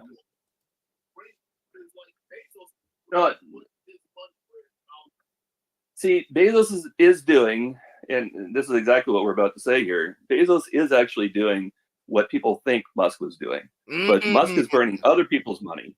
And Bezos makes enough on his Amazon, the increase in his value in his Amazon stock, to sell off $1 billion a year to finance the space company. Yeah, and he hasn't just developed one launch system. He's developed a couple of different launch systems. He's developed at least 6 different engines, 3 of which are going into further production, the BE4, the BE3, and the BE7. He's been given a contract for initial exploration, and I didn't actually get into this in the video. We should have put that in, about Orbital Reef, which is a space station replacement for ISS. Mm-hmm. And there's a couple other things as well. Like DARPA was looking at Blue Origin for building a ship for a nuclear propulsion experiment that actually went to Northrop Grumman, but they didn't ask SpaceX. They asked Blue Origin and Northrop Grumman, and those were the only 2 contenders in the mix there. Because Bezos is doing what people thought Musk was doing. But people still think Musk is doing that, though, and that's the problem. I think people need to wake up and realize Musk is just trying to be what Bezos actually is, which is so crazy. So and another thing that we should have put in here, meant to, and just ran out of times and ideas and rabbit holes. That how SpaceX lands the Falcon boosters on a barge? Yeah. Okay. Bezos patented that in like the year 2000. Wait, what? That's a Bezos idea. Yeah, that's a Bezos idea. And when Musk found out about it, he challenged the patent. And that's petty. Don't know how he won it, but yeah, It is petty. But the court actually saw things Musk's way, and it's not because Musk came up with the idea first. It's because at the time, Blue Origin didn't know how they were going. They didn't have the exact system to redirect the rocket back down to the barge to land on the barge. Yeah, that's why they lost their patent. But it was a Bezos patent, thing that Musk shows the world off for. Shows off to the world. That's a Bezos idea. That's not a Musk idea. He's a thief. This guy is oh my goodness, this is bad. Yo, Super Rare, shout out to you for the $2 super chat. $2, the Euro super chat. Shout out to you. It says titillation in prison. Yeah, his anal cavities definitely got titillated for sure, bro. You're not wrong with that. Yo, we can't. There's no more speculation. It's true. That's crazy. No, listen. We wondered why he was walking weird. Now we know why he was walking weird. The dude was in a unit for. Oh my goodness, I still can't believe this crap. All right, let's continue. It's a good thing NASA rejected that proposal. It saved him $2 billion. Yeah. So now that we've gone through all the dry legal stuff, let's see how Blue Origin reacted after the case ended in part 3. There we go. We've gone through this before in other episodes, but this segment bears another updated mention. Although Bezos and Musk are among the richest men in the world, at least on paper, and both of them have competing aspirations in space, there is one key difference between the 2 men and the 2 companies, and that difference permeates throughout both companies' modus operandi. That difference answers this question: where does the money for the company operations come from? Fans of Elon Musk are under the misguided impression that because SpaceX is a Musk company, that Musk finances the company out of his own pocket. Musk holds 42% of SpaceX shares that, through some form of corporate malfeasance, gives him almost double the voting power in this private company. That's crazy. A double-up scenario that he's just recently suggested he needs to have in Tesla before he'll deliver on long-standing AI and robotics claims. But this share structure in no way reflects the amount of money that Musk has personally put into the company. In the beginning, yes, Musk took a portion of his windfall from the sale of PayPal, thanks to Peter Thiel, despite Musk having nothing to do with the creation of nor development of the PayPal application. and despite being fired for incompetence within months of becoming the CEO for a very short period of time. Dude, I debated this guy. I call him Discount Myron, because he definitely worships Myron. I debated him, right? Because because again, a lot of these pill popping weirdos, they believe that Elon is an actual genius, right? And I tell people all the time, he's a scammer. This is proof. Like, there are lots of proof. He's getting sued out the wahoo. He has a bunch of projects that basically aren't completed. He's stolen a bunch of ideas. How can you sit there and still call this guy legitimate? And again, now that even just talking to you, it's starting to bring all of that into perspective, because the marketing game that's in play, the hype that he's able to build around some of the stuff that is almost non-existent, it goes right into a lot of these people's minds, and they just fall for it hook, line, sinker. That's crazy. The whole thing with Musk is every company that he starts up or that he takes over is probably more accurate. Yeah, has to be an all-encompassing entity, right? Like, it's not enough that Tesla makes electric cars, which is not his company. He didn't start that, right? He should never be called a founder. He wrangled that out of a legal ruling. Again, how he manages to do this shit in court is just a fucking mystery. But it's not enough that they're an EV company. They have to be a clean energy company. Now they have to be a robotics company. Now they have to be an AI company. And a couple of years ago, they were going to be an HVAC company for heat and air conditioning. Then they're going to build semis, and then they're going to make the Roadster fly with cold gas compressed air. Cool. and now you're watching this happen with Twitter, right? It's not good enough that Twitter's Twitter. Twitter has to be a banking platform. It has to be a dating platform. We got to do audio and video calls. We got to do all this other shit. There's other apps out there that do this shit better than what you're going to be able to do them, because you're late to the party. And you're going to clog everything So up. all the good engineers are going to be working for those other app companies. The good ones aren't going to come and work for you because you're a prick. Yep. So, and everybody knows you're a prick. And that all of your companies are meat factories. It's just a grinder in and out the door of Twitter, Tesla, and SpaceX. So, all the good people who are not afraid to give the negative feedback that needs to happen on massive projects are out the door. So you're left with the browbeaten second tier engineers, programmers, whatever, who don't mind being hit over the head so long as they get to collect their paycheck. Yep. I know those guys they're practically soulless at this point, just slaving away for the man. That's it. Man, that's wild, man. Dude, this is awesome. When X.com, a failed financial platform, combined with Confinity, the company that created and developed PayPal, Musk was assigned an 11.7% share of the company, and that's where his money came from, $175 million and change. When Peter Thiel orchestrated the sale of PayPal to eBay after Peter Thiel took the company public. Musk did not make Musk rich. We have Peter Thiel to blame for that. Anyway, Musk took $100 million of that unearned payday and founded SpaceX with it, then burned through all of it developing Falcon 1. The company was in financial ruin when SpaceX finally managed to successfully launch the fourth Falcon test flight on September 28, 2008, thereby securing NASA funding for the program. And for that, Musk can thank SpaceX employee number 1, Tom Mueller. With the NASA blessing came Musk's ability to raise more funding through the venture capital community, and it is this trough of money that Musk has returned to time and time again over the years to keep the lights on at SpaceX. Despite Musk saying publicly, even as recently as April of 2023, that SpaceX would not need to raise further funding, SpaceX has taken in over $10 billion across 33 funding rounds from 85 different investors, with their first billion-dollar raise in 2015 from Google and Fidelity, when Musk started talking about taking the BFR to Mars and ridiculously suggesting warming up the entire planet using thermonuclear weapons, as he did in this segment on The Tonight Show with Stephen Colbert. You sincerely think that we should go to Mars, like men and women should go to Mars. Yeah. Why do we want to go to Mars? It's uninhabitable. How long before we could turn Mars into someplace where we could live? It is a fixer-upper of a planet. How would you do that? The fast way is drop thermonuclear weapons over the poles. You're a super villain. Yeah. Yo, Colin says, I don't know if you want to chime in on that or not, bro. Like, what do you think of that? Because we were just talking about that, too. We were just talking about that, Common Sense.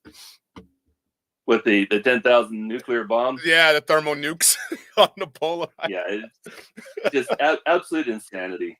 You know, like what he was going to do is over the poles, he was going to set off a nonstop. Well, eventually it would have to stop. Yeah, but a continuous chain of nuclear explosions over the poles. So basically, what he was planning on doing was creating a miniature sun at both poles that was supposed to transfer heat down into the planet. Oh my goodness. That would melt the water, which would release the carbon dioxide as well. That's trapped in the water, and somehow this was going to magically form into an Earth-dense type atmosphere, right? That's crazy. Yeah. Okay. So one of the biggest problems with that entire thing is even if you had a bunch of carbon dioxide that was trapped in water, and you could melt the water and release the carbon dioxide and whatever, Mars has almost no nitrogen. Okay.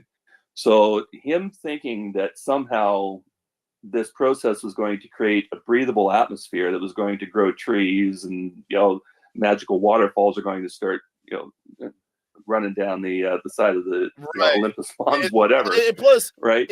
Because there are other things. This isn't. Yeah, this isn't like fucking Total Recall. Yeah, like there's no alien technology here or whatever. But like, okay, back to nitrogen. Yeah, right. So we're talking very basic elements, right? The most basic elements. So atoms of elements. They either exist in a particular location or they do not. Right. For nitrogen, it does not exist in large quantities on Mars. What do you breathe? Yeah, 78% nitrogen. Again, people forget how few oxygen is in the atmosphere on Earth right now. Yeah, mostly nitrogen. It's 1 in 5. Yep, it's 1 in 5 in your breathing mix. If it goes to 1 in 4, then that's actually terminal. Yeah. You can't breathe in normal pressure. You can't breathe a higher concentration of oxygen or a lower concentration of oxygen without a negative effect. Yeah. Right. So, and not only is nitrogen important for humans, right, being a major portion of the gases we breathe, and okay, maybe you can, under different pressures and with different gas mixtures, maybe you can do something a little bit different there, right, to avoid that count of nitrogen. But you can't grow plants without nitrogen. Yeah. Yeah. You just can't do it. Not only that, like even how is he even going to account for all the radiation? Because Mars's magnetic field radiation is not a problem. Yeah. Ask him; he'll tell you. Yeah, he just nuked the whole thing. At the going back to 2016 at the Guadalajara conference, where he announced that he was going to do the colonization of Mars. Yeah, he was asked directly by a question on the floor, "What are you doing about radiation?" He goes, "Oh no, it's overblown. Radiation's that's an idiot. It's not. There's some radiation, but like it's not fatal. Like, okay, so that was one of the episodes we put together. It might have been episode 9, radiation concerns, somewhere in it. It was in the first 10 episodes that we put out anyway. Yeah, where in order to almost safely protect the occupants of a starship, for example, you would need, and this is going back 3 years, so forgive me if the number is wrong, but it was something like 5 meters thick ice in a shell all the way around the starship for radiation to be knocked down by half. Wow. So 15 feet of ice in a shell around this thing moving through space that you're going to try to land on the planet upright on its ass. That's not going to work. And it's only going to cut the radiation in half. Again, that's going back quite a bit, in time. But, yeah. It seems to me those are. It's in that neighborhood. Maybe I should go watch it. Even Marcus gravity. Let's say in a crazy supervillain world, his idea does work with the thermal nukes, right? Wouldn't the atmosphere just evaporate anyways, just because the gravity and the pressure is not enough to keep it there? Okay, so that's how it was. So Mars has a greater problem than that.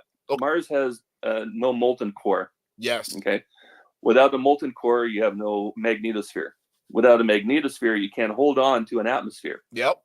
So the nukes, if they're going to do any good whatsoever, would have to be implanted in the middle of the planet to try to molt the core. Almost, yeah, dude, that's impossible. You're pretty much trying to build a whole core on a planetary scale. Dude, this guy's Yeah. such a liar. He's such a liar, bro. And people buy it. He's going on these talk shows and people are just, oh, well, yeah. I mean, just nuke Mars. Why not? We just nuke the planet and we get oxygen. That's dude. Yeah, it makes for it makes for merch, but I mean that's about all it makes for. Wow, that's crazy. Let's get to it. Holy smokes. This is getting wild. NASA and many other actual scientists, by the way, have already torn that concept to shreds, especially when the plan Musk is talking about requires 10,000 nuclear bombs. So anybody wearing one of these t-shirts that says Nuke Mars really should have gotten a free hat with every purchase. Since getting a Starship to Mars has not happened, nor is it ever likely to happen, but Musk still needs to keep that money flowing into this bottomless pit. He continuously relies upon his legions of fans and sycophant YouTube channels to generate the hype required to keep VCs and angel investors interested in participating, despite the cost per company's share going through the roof. To give you an idea how ridiculous this valuation is, ULA, who has been NASA's go-to proven launch provider for 20 missions to Mars, carries all manner of payloads to all elevations of orbit, and recently successfully tested their new Vulcan Centaur rocket, who over the course of 15 years and over 600 launches with their Atlas program with a 100% mission success rate, was recently rumored to be for sale for around $5.2 billion, About this, which right. would be here on this graph. So whenever Musk blows up a launch pad or scatters a Starship across Hell's Half Acre, that is not his money he's set ablaze. And because it's not his money, he seems to have very little regard for it. Long story short, Musk needs to keep Starship in the limelight and keep that hype going because he needs venture capital money to finance his operation. But Bezos does not. He doesn't need to stay in the limelight because he doesn't require the venture capitalists, because he is, in fact, financing his own space company himself. According to Crunchbase, where SpaceX has 85 investors, Blue Origin has 2, but 2 very important ones. They are NASA and the United States Space Force. Yeah, Bezos is going places. Bezos is going places, man. I actually, I'm gonna say this: brand new respect for Bezos, right? Brand new respect for Bezos because he's actually doing it, and like you mentioned in that clip too, in that part of the video where he doesn't need the media attention, and that's how you know what's real and what's not, right? The people who are going around constantly screaming, "Look at me! Look what I'm doing!" Right? Versus the guys who are actually moving through the shadows. And that's correct me if I'm wrong, common sense, because that's what I'm starting to see. Like you got Bezos, who's kind of like moving behind the scenes, getting the stuff done, but he's actually doing it, versus Elon, who's telling everybody and telling the world that he's doing it, but behind the scenes, he's not really doing anything. He's just burning up cash like crazy. Yeah, and it's not his cash, so what does he care? Yeah. Right? As long as he can keep the hype going, and there's the YouTube channels like Everyday Astronaut and NASA Spaceflight and Angry Astronaut and all these other guys that basically hang on his every word. As long as he's got them watching paint dry 24/7 down at Boca Chica, he can get another $500 million out of the next venture capital round. Yeah. So there you go. There's another half a rocket to burn up, right? Like it. Have you ever heard the 3 generations of wealth? No. So anybody who's rich, right, or any family that's rich, you have the grandfather, for example, who starts the company, the father that grows the company, and the son that loses the company because he's handed the company and doesn't know how to run the company. Yeah. And that happens way too often, where you've got the spoiled rich kids. And that's why when celebrities like Daniel Craig or there's a couple others out there, they say, when they're asked, what are you leaving your kids? Not leaving them a fucking thing. It's all going to charity. They can make their own way. Because if they don't make their own way, they're going to lose it anyway. So why not put the money to a children's hospital?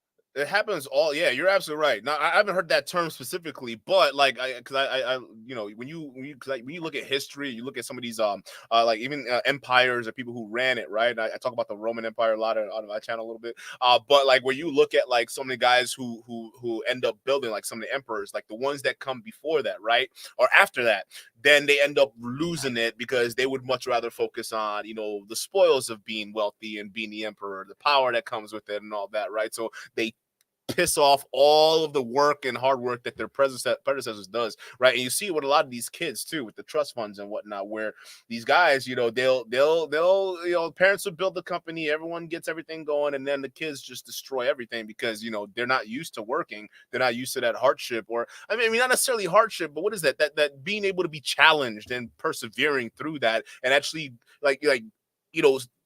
not only fighting to survive, but also thriving after that. They never had to experience any of that because everything was handed to them. And the same thing with Musk, right? Yeah. You're absolutely right. He was just gifted all this stuff. So yeah, burn it all up. Why not? Who cares? Fuck it. Well, here's an example, right? When you turned 16 years old, did you get a car for your birthday? No.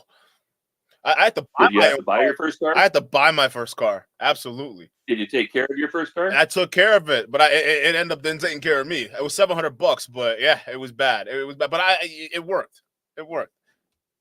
Now, do you know anybody that was gifted a car for their 16th birthday? Yeah, in high school, it was a lot. Did they take care of that car? No, they drove it like shit. There you go. Like crap. Yeah. Right. If you don't build something, you don't know how to keep it. Yeah. That's pretty much how it works. Right. If you didn't put in the work, then it's easy for you to lose because you don't know what work went into it to attain in the first place. Yeah. Right. And that car example is pretty much universal for North Americans. Everybody knows people who had to buy their first car. Oh. And they love that car, even though it was probably a piece of shit. Well, yeah, my first one was a junker. Like I would take it to the when I would take it to the mechanic to get an oil change. I'd get that, like they would literally come through the door and say, "Hey, come in here." Like that. He pulled me into the service room. Dude takes out a flashlight. Hey, look, yeah, and he starts sticking it through the thing. He's like, "Yo, it's rusting on the body right now. It's bad. I can almost push right through it." I was like, "Listen, dude, my first car was." My first car was a land yacht. Like it was a V8 monster that could hold like 12 people in the back seat. It was huge. And, like I babied that freaking thing. Yeah. I actually sold it for 7 times what I paid for it. I bought it for $50 and sold it for $350. Nice. Right. About 4 years later. I learned how to drive on the farm in that car. Right. And, I got it in an auction. It's back when $50 was actually a little bit of money. But, yeah, no, seriously, the car cost me $50. But I know people that were given, Mustangs or whatever for their 16th birthday. Yep. And what do? They go on drag race of things, or they're peeling out in the intersections, they're burning through their tires. Why? Because Dad will buy you new tires. Yeah. Right. No, back when I was filling that land yacht up with gas, gas was 19.9 a liter, right? And I had a couple of different jobs at 16 years old that, that's where the money went. It went into the car, it went into oil, it went into gas, it went into whatever. And right? even my parents never put a dime in the freaking cars. Even that working those jobs by yourself, that built character, like some sense of like character and like, yeah, I have to do this and responsibility, right? Because it's my car, I'm taking care of it. There's no one else that's gonna do it aside from me. So it also fosters that pride too, which is awesome. And a lot of people, go ahead. How many 8 or 9-year-olds do you know with a paper route? You don't see that anymore nowadays. No, but when I turned 8, that's when I was able to get my first paper route. Wow! And by the time I was 10, I had 3 of them. And by the time I was 12, I was working part-time on either somebody else's farm or in a retail establishment at 12 for a paycheck. Jeez. You don't see that anymore. Yeah, kids are. So what I have, I earned. I know what went into it. I know how long I've been working for it. And I know, and now I can sit back and I can appreciate what's been built. Yeah. But if people don't have the ability to do that for themselves, if they are not creative enough, if they are not driven enough, if they are waiting for everything to be done for them, that's how you wind up with a generation that is looking up to these assholes. We have that now. Everyone is expecting things to just like instead of working to make money, they want that quick fix course to get rich rather than actually having this, really grind to get it right. Because they have this weird idea that being an entrepreneur just means starting this business and then all of a sudden online you're going to be rich. They don't realize that most entrepreneurs, they're way older, like in their mid 40s by the time they even venture out on their own. And B, some of them start out working a job in their field or in that industry or sector for a very long time. They stay within that industry until they either find a different niche in the market that no one else is targeting and then build companies based off of that, or something else. Like I know a guy who actually made millions in plastics, and it was just this little part for I forgot what it is, but it was like it's just like a little insignificant plastic part that you wouldn't even A widget. Yeah, like a little widget thing. I forgot what it was for, but he just started he had a company basically manufacturing those little pieces. Dude's making millions of dollars. I'm like, wait, off of this?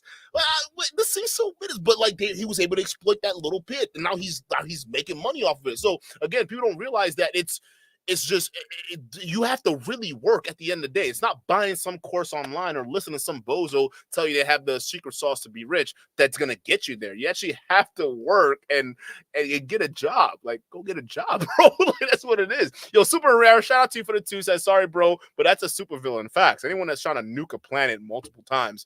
All right. Hey, come on, dog. That's crazy. More deep with the 5 says, Duke, off topic. Sneeko got choked out by what? By Marab Davash. I'm gonna say this wrong. Davashvili? Davashvili. How do you say Davashvili? Is what? Okay, Davashvili. Weight champ. Is a banter weight champ and #1 ranking UFC banterweight. He's now beaten up in BJJ. I gotta cover it. Can you send me a video, Muad'Dib? Why is Sneeko putting himself through this? What is wrong with him? Is he have something to prove or what? What is wrong with this guy? Like, why are you trying to get yourself a brain damage for? It's like, yeah, hey, I'm Sneeko. I don't have brain damage yet at 23, but I'm gonna fix that soon. Like, what are we doing?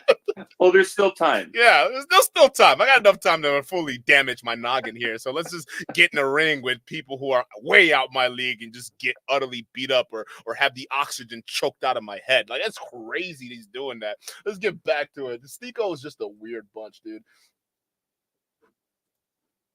Where Musk has burned through $10 billion of investors' money across 33 funding rounds, Jeff Bezos has taken $167.4 million in grants to develop contracts for NASA and USSF prior to December 3rd, 2021.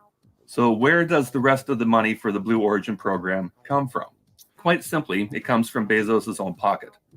Since the company was founded in the year 2000, Bezos has personally ponied up in the neighborhood of $20 billion of his own wealth, selling off $1 billion worth of Amazon every year to fund activities, like developing the New Shepard and New Glenn spacecraft, alongside an array of engines, including the BE-7, BE-3, and the BE-4, a pair of which recently launched the ULA Vulcan Centaur into space on January 8, 2024, marking the first successful launch using American-made methane-fueled rockets.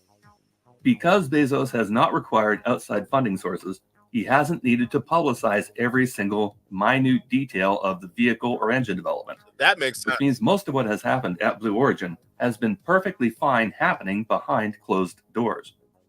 Now, getting back to the HLS timeline to recap, when Kathy Leaders awarded SpaceX the sole HLS contract on April 16th of 2021, SpaceX had no full-scale mock-up of their HLS design and had not successfully landed a single test article without incident. When the GAO denied the protest in July of 2021, SpaceX had managed to land one empty test article, SN15, which didn't explode, but did catch fire on the landing pad. And when the federal judge rejected the case being made by Blue Origin on November 4th of 2021, no further Starship test launches had been conducted, nor progress made. 3 weeks after the federal judge rejected the claim to reopen negotiations using a level playing field, Musk revealed through an email and tweet relayed on Thanksgiving weekend of 2021 that the Raptor program was facing a production crisis, and he recalled Hawthorne SpaceX employees on their Thanksgiving holiday weekend to address this newest existential crisis for the company. This was following the resignation of longtime 2009 SpaceX alumni Will Heltsley, Vice President of Propulsion, within a week of Lee Rosen, Vice President of Mission and Launch Operations, who left after 8 years. Colonel Rosen's right-hand man, Ricky Lim, the Senior Director of Mission and Launch Operations from the class of 2008, also turned in his keys. Wow. And several other SpaceX employees also headed down the road after they were able to vest their employee stock at $560 per share prior to the 10-to-1 split. So there's some perfect examples of the outstanding management team that Cathay leaders signed off on.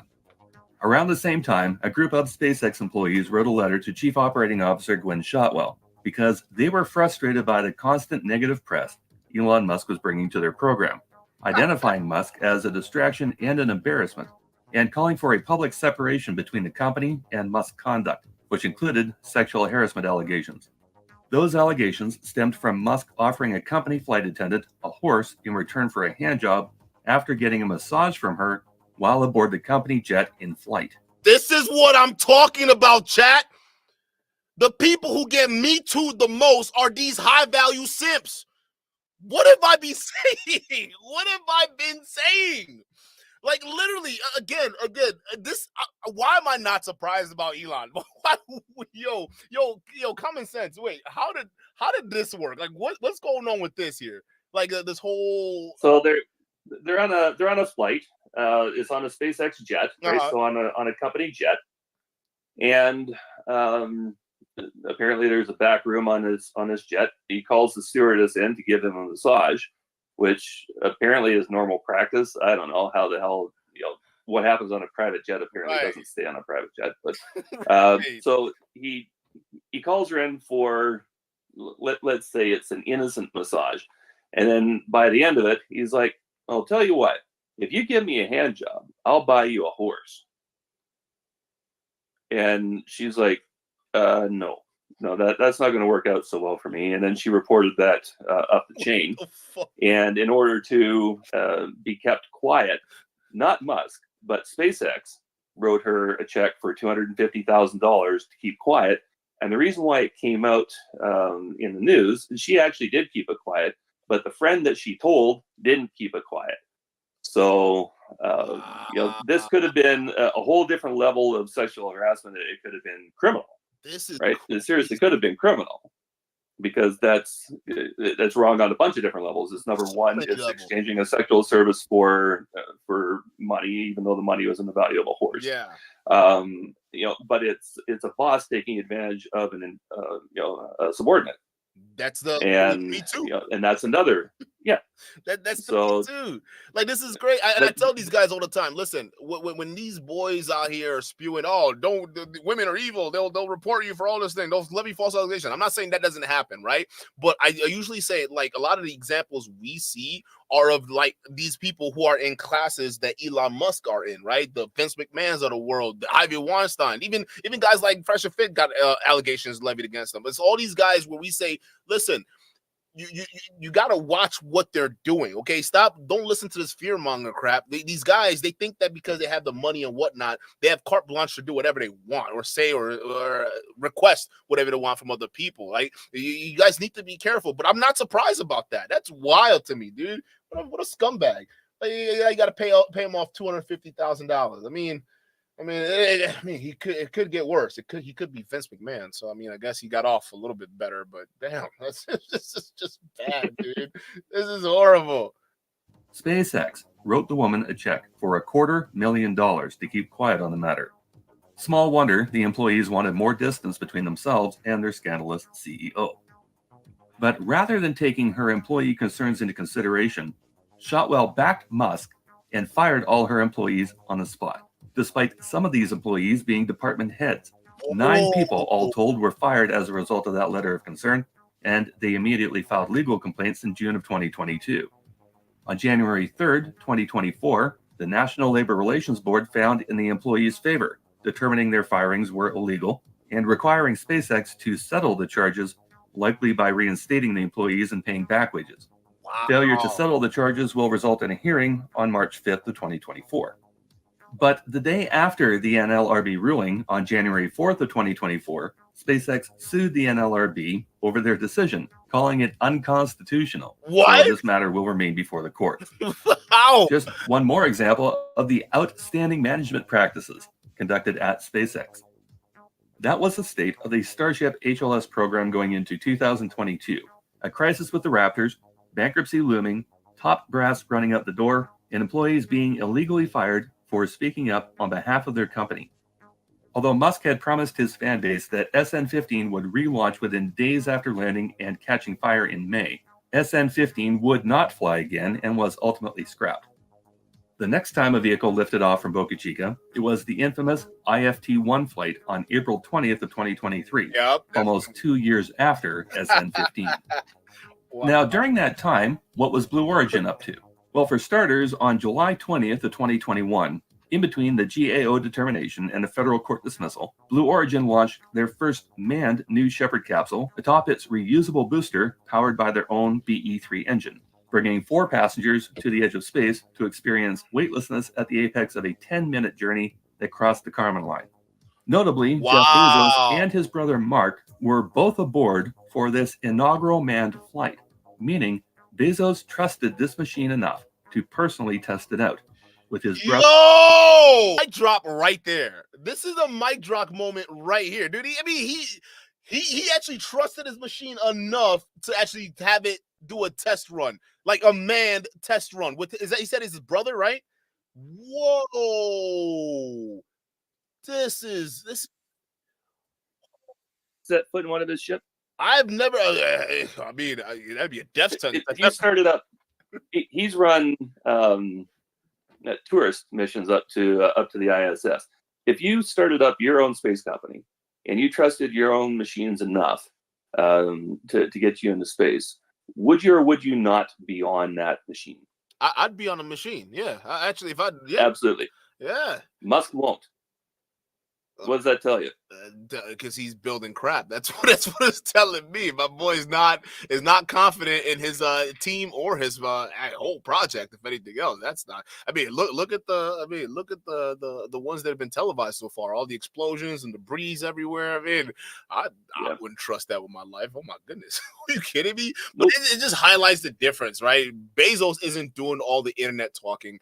Yet he's actually succeeding and doing test flights with him aboard, while Elon is just out here all over social media, but nothing's getting done at the end of the day. This is very, very. I like the way you put together the contrast between the two, because this is very interesting. This really is. This is good. And 2 other people, Wally Funk and Oliver Damon. The flight from Launch Site 1 in West Texas was flawless. The landing of the booster perfect. The manned capsule landing on solid ground using a combination of parachutes and a last-second thruster burst before touching down. This was followed by a payload mission consisting of 18 commercial payloads in the crew capsule and a NASA lunar landing technology demonstration installed on the exterior of the booster. Further manned flights went flawlessly in October 21st, with Captain Kirk himself taking part, then additional manned flights in December of 2021, March of 2022, June of 2022, and August of 2022. The next flight of New Shepard, an unmanned research mission in September of 2022, failed due to an issue with the BE-3 engine. But that event proved that the crew abort system, powered by Aerojet Rocketdyne, worked as intended by saving the capsule, quickly removing it from the incident, and landing it safely despite losing their booster. After a 14-month hiatus, while we were putting this series together, Blue Origin returned to space with the successful launch of NS-24, including the 9th recovery of this particular booster and the soft landing of their cargo capsule, carrying experiments for 33 different customers.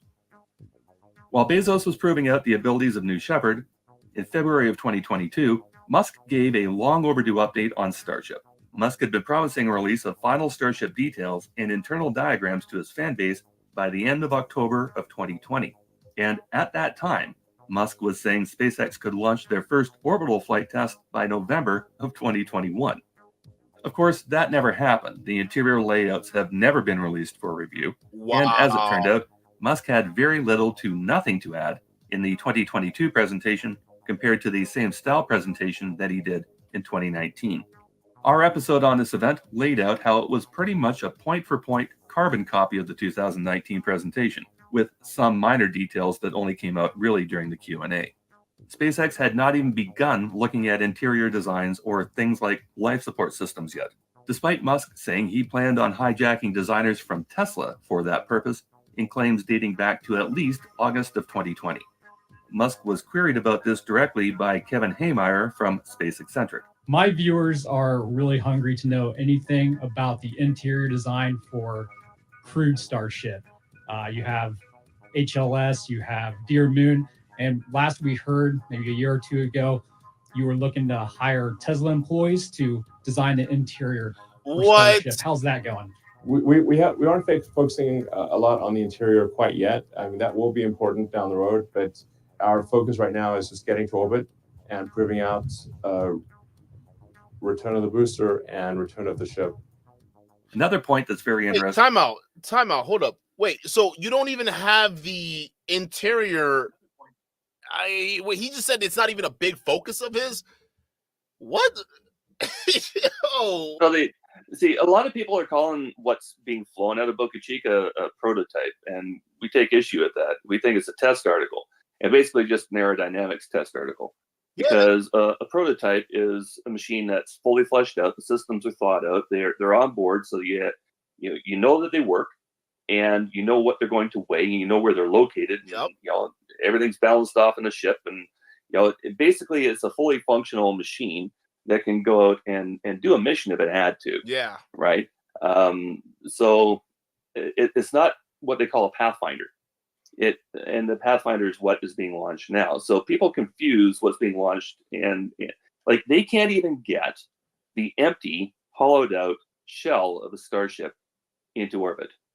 Right. That's what they've tried to do twice, and they can't get it there. So what happens when that machine is fully fueled, fully outfitted with a 100-ton payload, is manned, has deck heads and bulkheads and life support systems and heating systems and water tanks and reclamation systems and all the food on board and all the drinkable water on board and all the rest of it. They haven't even started thinking about any of that shit.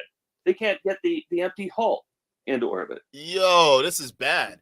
Because people are comparing Elon. And this thing was supposed to be, and I don't know how much further it is into this that this is mentioned, but this was supposed to be on the moon this past January. We're right? not even close. The first contract that Musk accepted, the one that Bezos got glossed over on, was supposed to be landing on the moon last month. Wow. Yeah, they should have gave Bezos. That's how far behind they are. They should have given Bezos that contract. They really should. So what is he gonna do? Fly an empty shell to the moon? Like what is that gonna accomplish, right? I mean, wow. People compare this guy to Iron Man, right? He's a Tony Stark of our time. It's like, listen, when Tony Stark had that Mark, he's not even a hammer, right? Yeah, freaking hammer tech, right, bro? Like even when Stark had that the first Mach, right? The was it the Mach 1 or the Mach 2 or what is it? The one he had where he was test flying. When he crawled out of the cave in? Yeah. Even that was working. He built it in the cave, but it could fly. It could fly. It was bulletproof and it had flamethrowers and everything. So you could call it, that's a working prototype. It'd be different if it was just like, that's a prototype. Exactly, right? It works, it's doing everything. But it'd be different if he just came out and nothing was fully fleshed out, couldn't fly, couldn't do anything. You could even barely walk in that thing. Like, that's not a prototype. It's just a metal statue. That's it. Like, this is wild, man. Just seeing the comparison. Like, a lot of people don't realize how much they're being scammed and fooled by Elon Musk alone. I think they're just jumping on his hype, thinking that he's some kind of sci-fi genius, but realistically, he's a snake oil salesman. He's just a huckster. That's essentially what I'm seeing right now, dude. This is and as soon as you start timelining it, it becomes very, very obvious. Yeah, right. Like on a day-by-day thing, you hear something in one ear and it goes right out the other because you got something going on in your life or whatever, right? Like not everything sticks, right? But when you have somebody lay out the dates and how they compared to other dates and what the two companies were doing at the same time, right? And we put all these pieces together for them. I mean, there's no denying who the jackoff is and who the future success is going to belong to. It's going to Bezos. It's definitely going to Bezos. The guy he has the unbelievable focus, man. He's gonna get it. I mean, look how far he's come and look how far he's gonna go. And I hope he goes far enough, man, because he seems a little bit more realistic versus fantasy Musk over here trying to sell people a pipe dream. This is insane. From the 2022 presentation was brought up by Lauren Grush from The Verge. I'm wondering if you can clarify the number of launches that you plan to conduct in order to do these refillings? I know a lot of numbers have been thrown around, so I'm wondering if you have landed on a final number, and how quickly do you plan to launch those missions back to back to refuel the vehicle to get to the moon? The missions would happen pretty fast for refilling the vehicles to minimize boil off of the cryogenic propellants. But we'd probably be launching, I don't know, probably every few hours. What? Every few hours. No way. They'll be launching propellant tanker flights for the HLS headed to the moon. But even Kathy Leader's glowing recommendation of the HLS paradigm had the launch rate, as per the SpaceX proposal, at 1 every 12 days. That is, bro, no way. that is too much of a night and day difference. Please help me explain this common sense.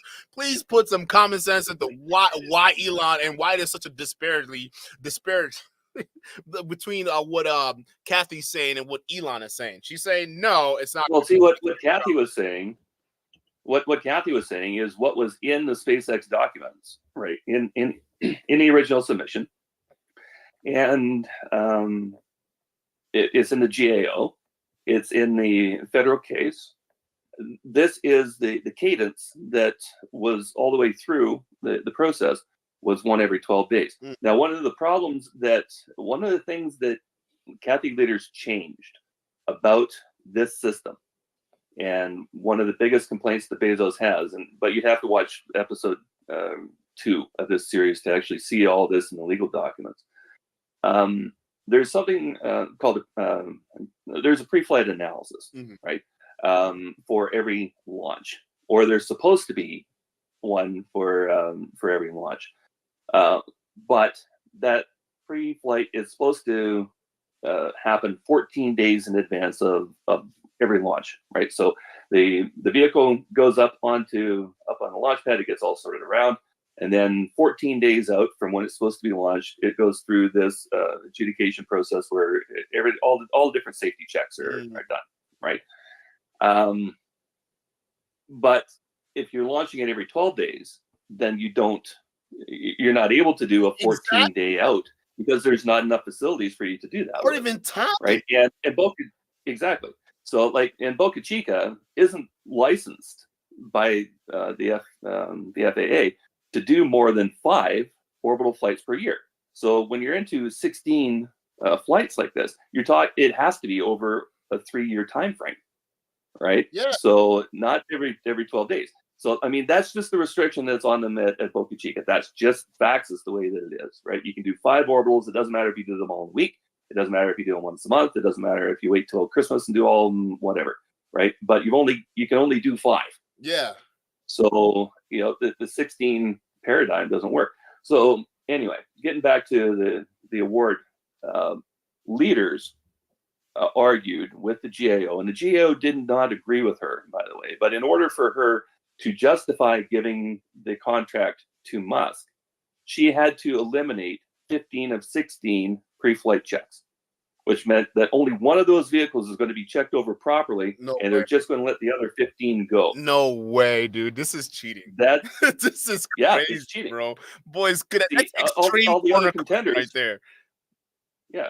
All the other contenders had to have a pre-flight done 14 days out from every vehicle they were going to launch, but not Musk, because he got this special treatment from Kathy Leaders. The problem is the people who are asking those questions, some of these guys, you would think that they're perfectly rational or smart people, or at least with a decent IQ over room temperature. But like, how are they not even listening to his answers every few hours and just think, okay, maybe there's some red flag going on? Because even me, listen, I'm not claiming to be a genius or anything like that. I don't know anything about, going to the moon and back. But I would tell you a launch every hour. What? Wait a minute. That doesn't seem too safe to me. That doesn't and see, once you spot that pattern, once your brain actually catches hold of something like that, then the next thing out of his mouth makes less sense. Yeah. So why aren't people, and it all kind of snowballs from there, getting it? Like, there are people in the crowd right now. Why aren't they getting it? That I don't get it. Like, someone should. There's a lot of people out there. There's a lot of people out there that have based their life on Musk and on the Starship. How many watching paint dry channels are there set up in Boca Chica with cameras that run 24/7, doing nothing but watching activity at that site That is their sole source of income. That is their sole focus. Like, okay, our channel does quite a bit on Starship, but we are not solely Musk or Starship. Yeah. We've torn apart, different aspects of what a society on Mars would look like. We ripped into crypto. We ripped into FTX. We ripped into Sam Bankman-Fried, Kevin O'Leary, orbiting space hotels. We've gone into legal documents, legal cases, space elevators. Like, we're not a one-trick pony. Yeah.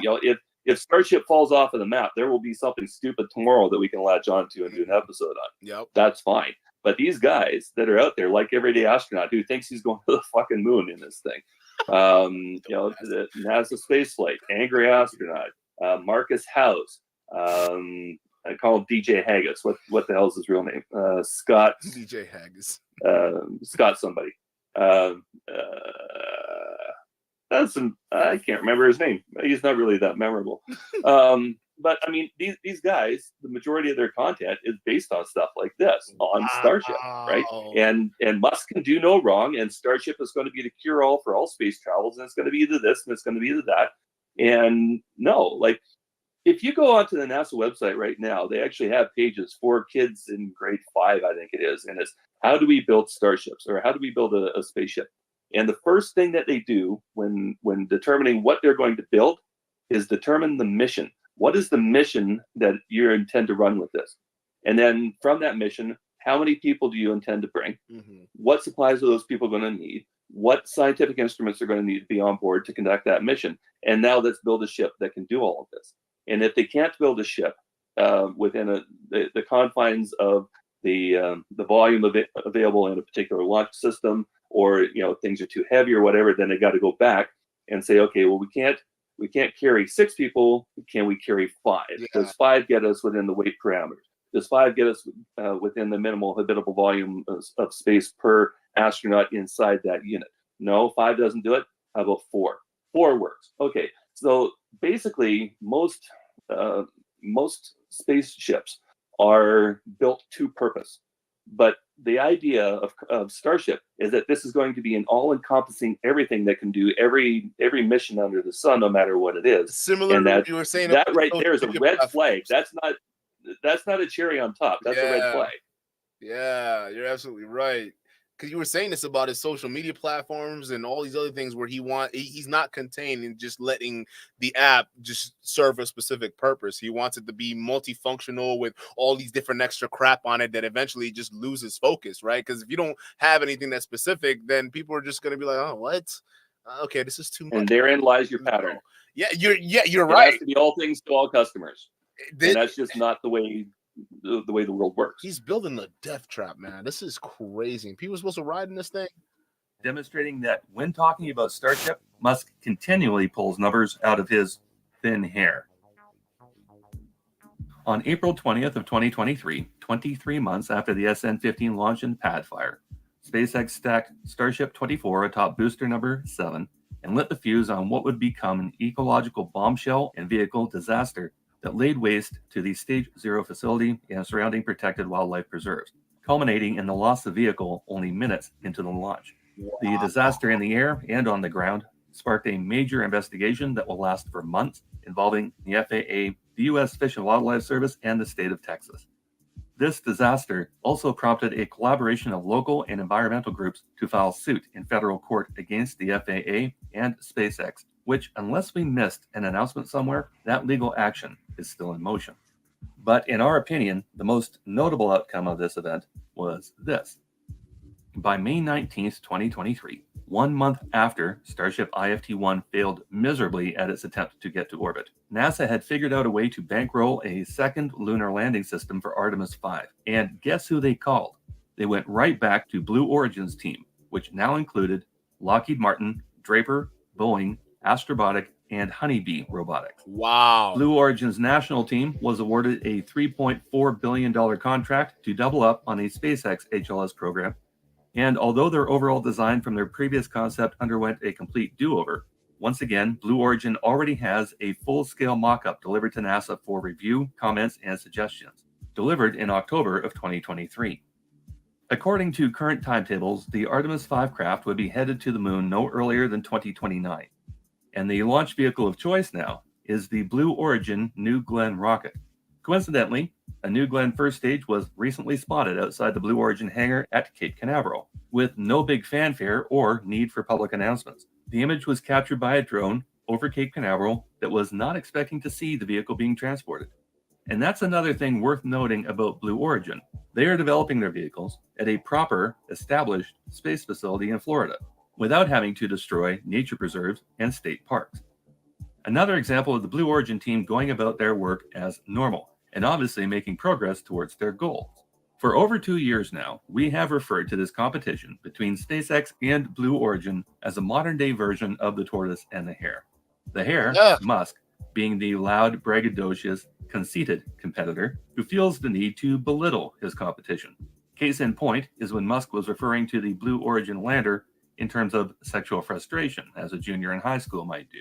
Then mocking Bezos again after Musk basically bought himself. Did he just say Bezos can't get it up? Really? Really, Elon? Come on. For the initial HLS contract.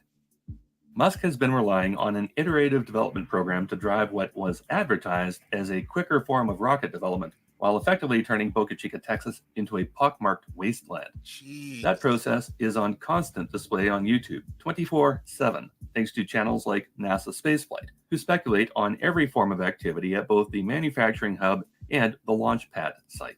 This particular stream has been running nonstop since July 12th of 2021. Damn. And unless we're mistaken, this looks an awful lot like repairs on the orbital launch pad that Musk announced was undamaged during IFT2 at 2:30 in the morning. These video feeds catch every movement, every component, every explosion, and then those are rebroadcast by the likes of muskrats, like Zach at CSI Starbase, and Tim at Everyday Astronaut, who reportedly spent $250,000 in studio gear to specialize in Boca Chica launch activity videos after picking up stakes from Iowa and moving to Texas, only to have giant gaps of time in between anything worth covering, as environmental investigations take months to conduct after every explosion. Considering this Eric Berger article was from February of 2020, stating Musk at the time was driving hard towards an orbital flight that year, and 4 years later that still hasn't happened, it's fair to say the iterative process has not measured up to expectations.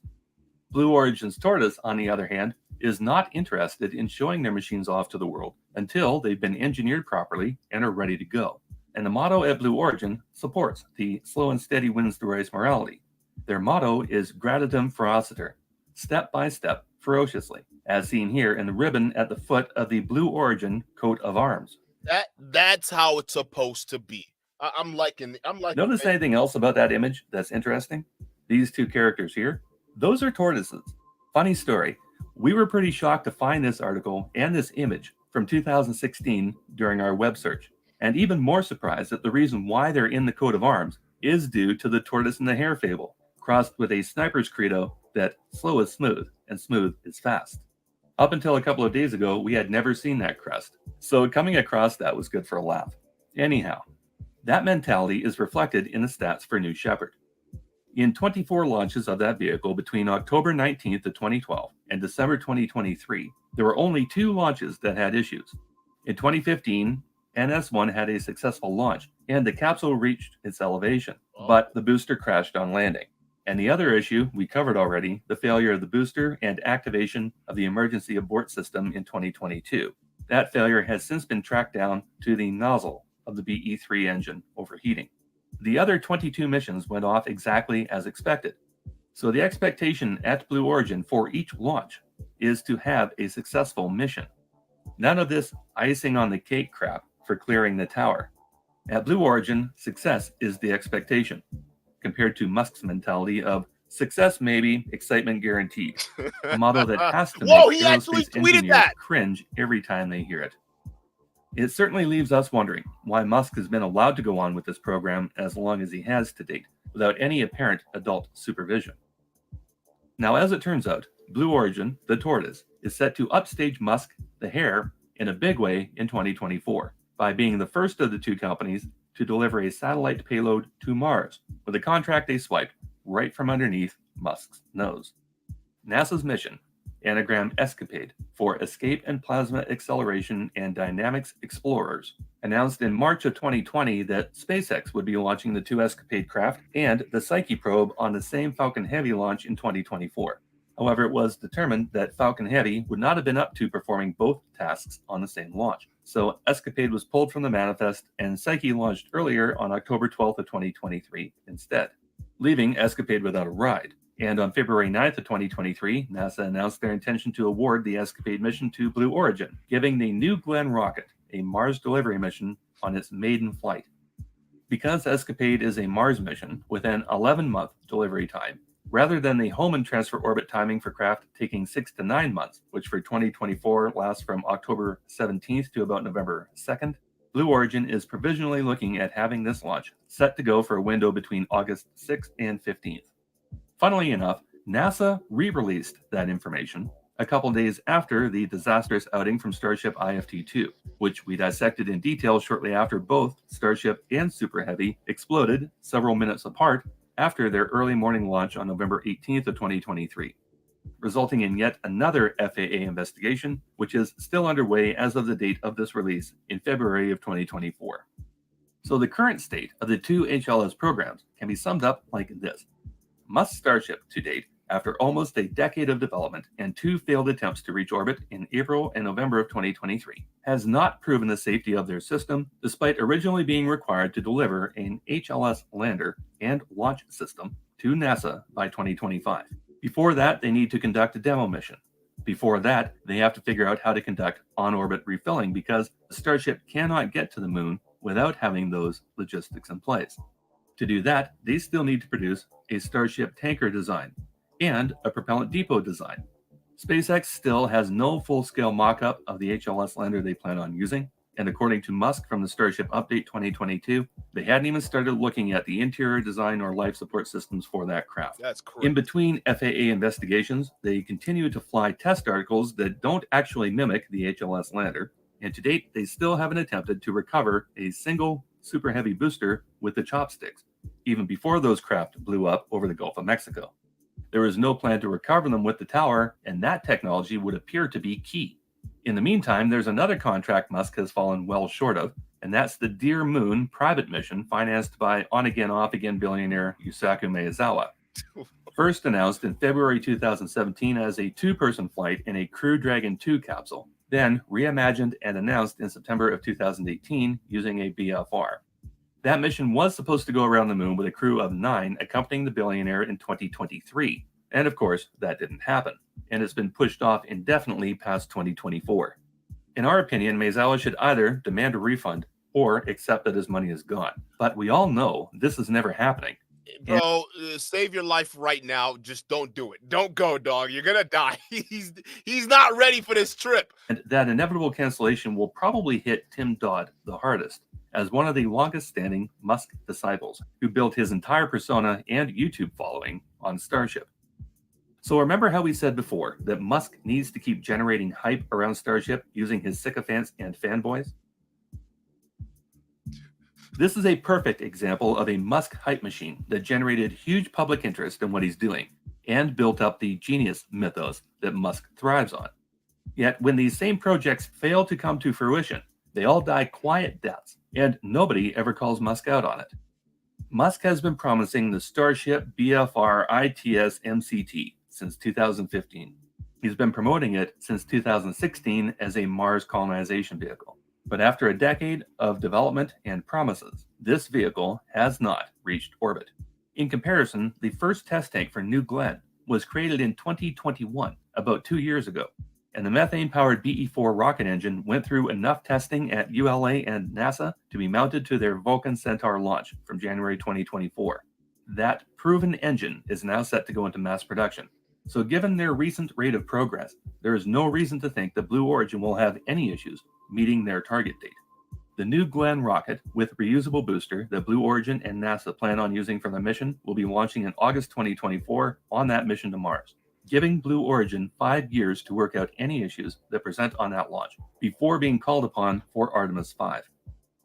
Meanwhile, the Government Accountability Office, remember them, the organization that backed Kathy Leader's sole award of HLS to SpaceX, they released a report in November of 2023 that declares Artemis 3 is going to have to get pushed back to at least 2027. Two primary reasons are given, and to nobody's surprise, the current state of the Starship HLS program is the long pole on that mission. Issues with the Axiom pressure suits that NASA is renting from that company also need to be resolved, as the company remedies design issues from the specs NASA provided them to work with, specifically regarding emergency life support duration. But now, that company has more than 3 years to work on it. Remember when Musk was asked directly about Starship readiness in the Tim Dodd Twitter Space interview right after the IFT-1 launch? Here's the question and his response. Do you expect HLS, Starship HLS, to be the long pole for Artemis 3? No, I definitely don't. Wow. I think we will be the first thing to really be. I think we'll. No, I think we will be but that we will not be a limiting factor at all. What the fuck does that even mean? What the hell was even that? That wasn't even an answer. What? Oh my goodness. Yo, Andre, shout out to you for the 2. Andre says, so Musk is doing an Ocean Gate then. Yeah. This honestly is sounding, yo, common sense, you let me know what you think. This is sounding very close to Ocean Gate. This is like, this is unprepared work with cheap parts doing some serious missions here. There's a huge chance of failure. This is another Ocean Gate. But yeah, no, it's basically like you said, it's pieces that are being cobbled together, and for the at first glance, it looks like maybe they're making some progress, or maybe they're making the next generation of rockets or whatever. But it doesn't take very long when you're taking a look at the promises versus the the results. Like it's pretty obvious that.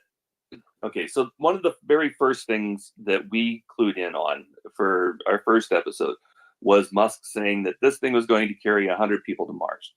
Okay, and we're like, 100 people? Well, what's the volume of that thing? Yeah. And at the time, it was like 825 cubic meters. So So then you go to NASA and you say, okay, what does NASA say is the absolute minimum volume that a person needs to move around so that they experience some degree of comfort and they're not bumping into everybody and everything all the time? And it's 3 times that. It's 25 cubic meters. Jeez, not even close. So it's a factor of 3. But see, when people are going to the ISS, right, they aren't bringing everything they need for the rest of their life. So if you're going to Mars as one of those 100 people, how much food are you going to bring? Well, the ISS astronauts eat almost exactly 1 ton of food per year per astronaut, right? So if you have 100 people on board and each of those people needs a ton of food to get them through the next year, you're already past the payload capacity of that vessel. Yeah. That's without water. That's without life support. That's without beds. That's without all the clothes you're going to bring. It's without all the lady products that the girls are going to need. Like literally everything you're going to need for the rest of your life has to fit in an ensuite bathroom worth of volume. And we're like, so we're calling bullshit on that. We think you're lying. And of course, we incurred the muskrat's wrath as a result of that. But I really like just that fact. muskrat. If you're going to Mars, right? That's hilarious. One of our things since the very first.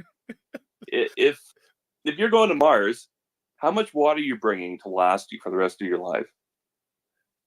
And this is your bathing water. This is your drinking water. This is the water that's going into your food. There's no way to process solids that come out of a human. So whatever water is in there is lost. Is all you got. So that's all you got, right? So are you bringing 1 ton? Are you bringing 10 tons? Are you maxing that fucker out? Because when you're looking at the promotional videos from early on where Musk has like this violinist floating around in 0G in front of the giant atrium window and the nose cone on the Starship, let me tell you that having been on enough boats in my life, every cubic foot, every cubic inch of that volume is going to be put to purpose. There's not going to be any giant open space. You're going to be cramming that fucker with food, with water, with clothes, with solar panels, with whatever, right? There's not going to be this giant gym-sized atrium available for you to float around in. Yep. Right. So you start taking a realistic look at any aspect of this. And like I said, there's the one thing that you kind of glommed onto about the launch cadence there. Once you catch on to a fact like that, even if you aren't a rocket scientist, that sounds stupid. Yeah. And then it's very easy to find out why it sounds stupid. And then the next thing that Musk says also sounds stupid. And it just, again, it snowballs. Once you see that, that light coming in through the darkness, the light at the end of the tunnel, as it were. You start just scatter. It's all over the place. It's like, oh shit, we got caught. Absolutely. Because that's what it is. Because you start asking one question, and then that just leads to so much others. That's why I was so confused. Even these guys with channels, and you broke it down because I mean they're pretty much grifting off of Elon's pseudo success here. But yeah, I was like, how come these people who seemingly seem like they're logical, perfectly rational people, how were they not even asking the similar questions? Like why? Like what he just said didn't make any sense, and you're not gonna question that? Like we're just gonna let that slide? Really? Oh, okay. I mean, all right. I guess we're the idiots here for asking questions. I guess. I mean, okay. There's a question here from Raphael before you start up again. Raphael Sonato. We do cover topics other than Elon Musk. We cover Andrew Tate. We've covered Kevin O'Leary, SBF. We've covered the companies Orbital Assembly, Gateway Foundation. We've torn apart crypto. We've torn apart space elevators, orbiting hotels, what it would take to grow food on Mars. So like that's not a Musk-centric thing. That is anybody who's going to Mars, anybody who says they're going to Mars and are going to grow food there. These are the logistics for what it would take to grow wheat for bread, that kind of thing. We've done a couple of episodes as to what a societal breakdown on Mars would look like, and it's not going to be like buying a ticket on a cruise ship. It will be a military or a paramilitary organization where everybody has a role, and if the chief dies, then the second chief steps in. Like it's not going to be a free economy. It's not going to be a luxury cruise. Any off-world colony, doesn't matter where it is, if it's on the moon, if it's on Mars, it's not going to be big. It's not going to be for civilians, and it's going to have a strict protocol, which includes a strict set of laws. Yeah, I mean, I think that's very important. And yeah, he does cover a lot more stuff. I mean, if you've seen his channel, there's a lot going on in there. A lot of fake gurus, fake billionaires, and fake tech people pretending to have the product of the future getting exposed over there. So definitely check that out because, man, this is a lot. Yo, Andre Wilson with the 5. Shout out to Raphael with the 5 too as well. Andre says, this is really Ocean Gate scandal. Damn, Musk. Yeah, I feel sorry for this first crew to go aboard this thing, okay? It's an instant. You're pretty much signing your debt warrant right there. You're gonna die. I mean, he's not prepared. We're still dealing with empty shells here. All right, we can't even get a perfect landing. We're not even done. We're not in the human trials yet. Okay, just it's by the time we get there for Elon, someone's gonna die. Right. So yeah, you're right. This is Ocean Gate waiting to happen. Like the thing is, because when Ocean Gate happened, we're all thinking, man, like this is a tragedy. Like, oh my god, those people, right? We even spent time looking for them, even though we knew that, at that depth, it's pretty much a game over. Yeah, you're pretty much missed meat, dude. There's no finding anything. You're gone. Right. So we knew that. Now imagine we had that same knowledge, but now, right? And we know that we're getting closer and closer to where this guy's really have to get put to task here. We should probably say something, right? We should honestly put this guy through more scrutiny and more trials before human lives actually get lost here, right? Because if we had a chance to stop Ocean Gate from happening, I mean, the guy had a PS4 controller for Pete's sake. I mean, what are we doing here? All right, if we had a chance, but he had a spare one just in case that one broke. Yeah, I mean, just the ridiculousness. Don't forget he had a spare one. I didn't even know he had a spare one, but it kind of makes sense, yeah. I mean, if this one doesn't work, you gotta crank up the other one. Dude, I'd be so uncomfortable if I'm in a little watercraft here or submarine that is supposed to take me deep underwater in depths that are absolutely crushing, okay, and it's being controlled by a PlayStation controller. I'm sorry, dude, that's a red flag in itself. I'm not doing it. There's not amount of money you're gonna pay me to get in there. What? I'm gonna play this like a video game? You gotta get out of here, dude. Again, if we had a chance to stop Ocean Gate, we could have probably done something. We have a chance to do this right now because Elon Musk And what he's doing sounds awfully close to Ocean Gate, dude. And people are not going to make it because he knows for sure he's not getting on that flight like the CEO of Ocean Gate did. So this is nuts. This is insane. So have you heard about what the people that are left at Ocean Gate have planned up next? It's still a company? Yeah, there's still a company. There's still people around. It's in the news. You can Google it. I don't know when the last article on it came out or whatever, but so the same people, not a word of a lie, are thinking about how to build a civilization in the clouds of Venus. Get him out of here. Throw him in the trash. What are we doing? What are we doing? Google it. You couldn't even living in the conquer our clouds of oceans. Venus, Ocean Gate. What? Yeah. What? While we're running the segment, somebody in your chat, run it. See if you can find it on Google. Bro, yo, chat, can you pull up somebody? Hey, mods, if you can find because mods, oh, by the way, Common Sense, I think I made you a mod. So that way, if you post links, it can show up on there. Because I don't know what YouTube chat does where it doesn't show up link. But mods, if you can find that link of Ocean Gate employees trying to conquer Venus, okay, please put in the chat. Let's talk about it. This is crazy. Like, you can't even conquer our ocean, dude. You barely even got there, and all of a sudden, you're over here trying to plan an auto. Bro, they need to stop. They need to stop. Yeah, they think this is Empire Strikes Back in freaking Cloud City. This is insane. Like, whatever. What about the families of the people lives that were lost? And like, no, these guys are insane. They can't possibly be serious. This is not a serious. Let's see how long it takes you, chat, to find a link on that. Yo, chat, let's get it, bro. Let's find that link. With Twitter, he might slips ahead of time. Which brings us to another big difference between Bezos and Musk. Something Bezos brought up during his recent interview with... Damn, Bezos got the biceps going. Blue Origin needs to be much faster, and it's one of the reasons that I left my role as the CEO of Amazon. Blue Origin needs me right now. And so I had always, when I was the CEO of Amazon, my point of view on this is if I'm the CEO of a publicly traded company, is going to get my full attention. It was very important to me. I felt I had an obligation to all the stakeholders at Amazon to do that. And so having, turned the CEO, I was still the executive chair there, but I turned the CEO role over. And the reason... Andre Wilson says, it's true. Holy shit, dude. The pressure on Venus alone will crush you. They can't even handle the pressure in the ocean, and they're trying to take us to Venus? These guys are insane, dude. Some of these rich people they're crazy. They're just crazy people. The primary reason I did that is so that I could spend time on Blue Origin, adding some, energy, some sense of urgency. We need to move much faster. It would appear that having a full-time CEO that's involved and engaged might be beneficial to a company.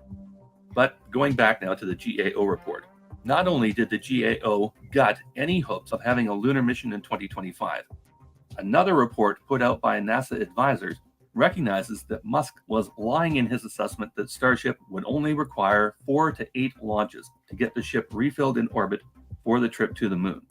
The analysis showed that close to 20 launches will be required, and that number will fluctuate a great deal depending on how the company intends to deal with boil-off of propellants while in orbit awaiting further refill. Boil-off is a natural evaporation process occurring within cryogenic liquids, and the vapors need to be vented to maintain the pressure and temperature within the propellant tanks.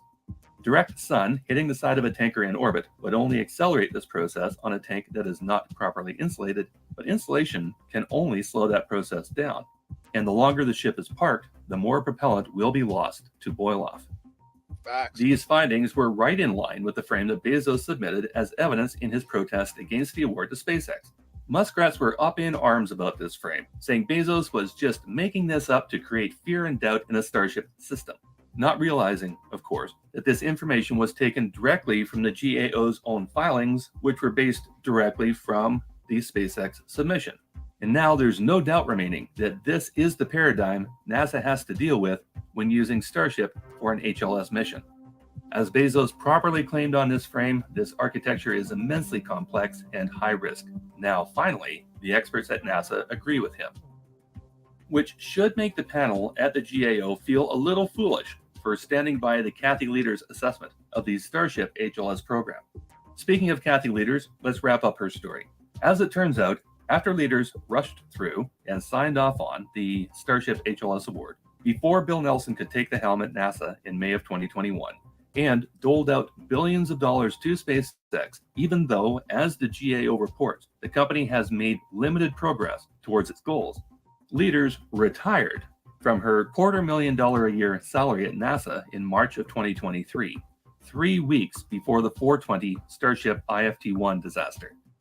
3 weeks after Starship laid waste to Boca Chica, it was announced that leaders had been hired by Musk to be the Starship program manager in Boca Chica, overseeing the very same multi-billion-dollar lunar landing project that she greenlit when she was still a government employee. Now it's her job to apologize to her former employer, while the company she chose for that contract suffers failure after failure.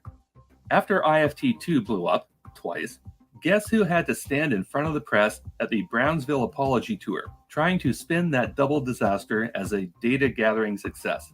It is a very, very exciting time for us here at SpaceX. I'm going to talk a little bit about where we are today and where we want to be. And then obviously I'm going to bask in a little bit of the glow of Flight 2, because that was a phenomenal event for me. And being able to be on the edge of Sanchez Lot and being able to watch that launch was just a once-in-a-lifetime experience for me. Just to watch the launch? You worked for NASA. What do you mean watch the launch was just the best experience ever? What are you talking? Clearly this is a spin job. Tell us the main takeaways from the recent launch. Oh, I kind of stepped through a lot of them. I mean, man, we were so happy that the 33 engines, everything went nominal trajectory. That always, you hear those words on the feed, you're just like, you love it, you know. Hot stage worked beautifully. Like I already said, I had my low ratios done. That the 6 engines on the Starship all lit and went. Its trajectory went well. Okay, so Kathy, those are basic shit. Okay. Oh yeah, the engine it started. I mean, that was my favorite part when the engine started going. Yeah, you remember that? Yeah, I mean, it was great. What the fuck? You're drunk. I think she's drunk. Let me actually move it back a little bit. What is she even talking about here? What is going on? She just mumble. Like, oh yeah, I mean the rocket started and I kind of like that. It was, I mean, the outside was very shiny and it was kind of great. I mean, what is she talking about? Hold on, let's play this again. The glow of Flight 2, because that was a phenomenal event for me, and being able to be on the edge of Sanchez Lot and being able to watch that launch was just a once-in-a-lifetime experience for me. Can you tell us the main takeaways from the recent launch? Oh, I kind of stepped through a lot of them. I mean, man, we were so happy that the 33 engines, everything went nominal trajectory. That always, you hear those words on the feed, you're just like, you love it, you know. Hot stage worked beautifully. Like I already said, I had my low ratios done. That the 6 engines on the Starship all lit and went. Its trajectory went well. So yeah, she sounds drunk. She probably drunk. Hey, listen, if I had to do such a horrible spin job on such a horrible goddamn outcome of the launching, right? I mean, you'd have to get drunk. You'd have to be drunk as hell to do this. Yeah, the rocket. She's talking about IFT-2. It's the only rocket launch in history that blew up twice. Oh my god! But common sense. The rockets lit up though, right? I mean, oh yeah, isn't that beautiful? Yeah, we got the nominal trajectory. I mean, right? I mean, isn't that all that matters? So what if it blew up in the end? I mean, nominal trajectory. Did you see what happened to the nominal trajectory of the actual Starship after it exploded? Yeah, where the front fell off and it went all over the place, flying over the Florida Keys.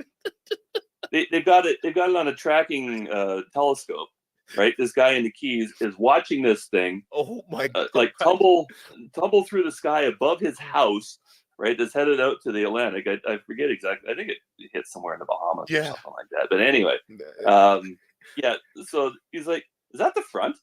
Did the front fall off?" There goes your Right, nominal something- trajectory right there. Exactly. There it goes. That's nominal. Yeah. Hey guys, we should It's pointy end sideways. at this point just give them a participation trophy. That's what they're asking for. Right. Hey, we tried. I mean, hot staging. I mean, come on. I mean, at least get us a pat in the back. This is insane. Like she's drunk. She gotta be drunk, bro. There's no way. Just being able to see that amount of improvement in, the 5 months of getting the next vehicle ready to go. People, we were really, really excited. It really set us up then for the next phase. Basically, we proved out the booster. Right. And the booster was successful on its second voyage. So that was pretty phenomenal. From NASA sweetheart to Musk apologist in a matter of weeks. What a complete fall from grace. Yeah. And 3 days after leaders' first day at work at SpaceX, NASA found the money to award the second HLS contract to Blue Origin. How fitting will it be when Starship fails to meet the contract benchmarks with Kathy Leaders at the Starship helm, a failure that will completely tarnish a once remarkable aerospace career. For those people who think Leaders didn't rush the decision on HLS, who believe she actually made the right call and was well within her rights making the award, you need to consider this undeniable fact. The SpaceX HLS CGI, which is all it has ever been with no full physical form to date, relies on a cable crane we mentioned earlier to get people from the airlock of the vehicle to the surface and back. That is and so if anyone stupid. thinks this airlock crane looks like a finished, usable so concept, much room for error with that. It's not even funny. This is a dumb, bro. Why this is chat. This should be a cautionary tale why it's not always a good idea to try to reinvent the wheel. Okay, it's always sometimes better to build off of something that's already existing. Okay, because you just save yourself the headache. I mean, what is this? They need to give their heads a shake. Not only was this critical access system not fully worked out, the HLS that was awarded the contract contained no redundancy for when this system breaks down. It can't. What was achieved by both the Dynetics Alpaca and the contemporaneous Blue Moon vehicle with a ladder, neither of which required power or mechanics to run. Facts. Like, look at these two landers. The difference is clear as day. This guy is trying to do something that clearly is just not worth it. The exact opposite is true on Starship. Something Leaders was made aware of by the selection evaluation panel, but she hand-waved it. Not only was there no redundancy built into the machine then, according to a recent NSF interview with people working on Artemis at NASA, there is still no backup plan for when that platform becomes inoperable. Is astronaut training in y'all's purview, or how does that responsibility break down? Yeah, so astronaut training, as you might imagine, is done mostly by Houston.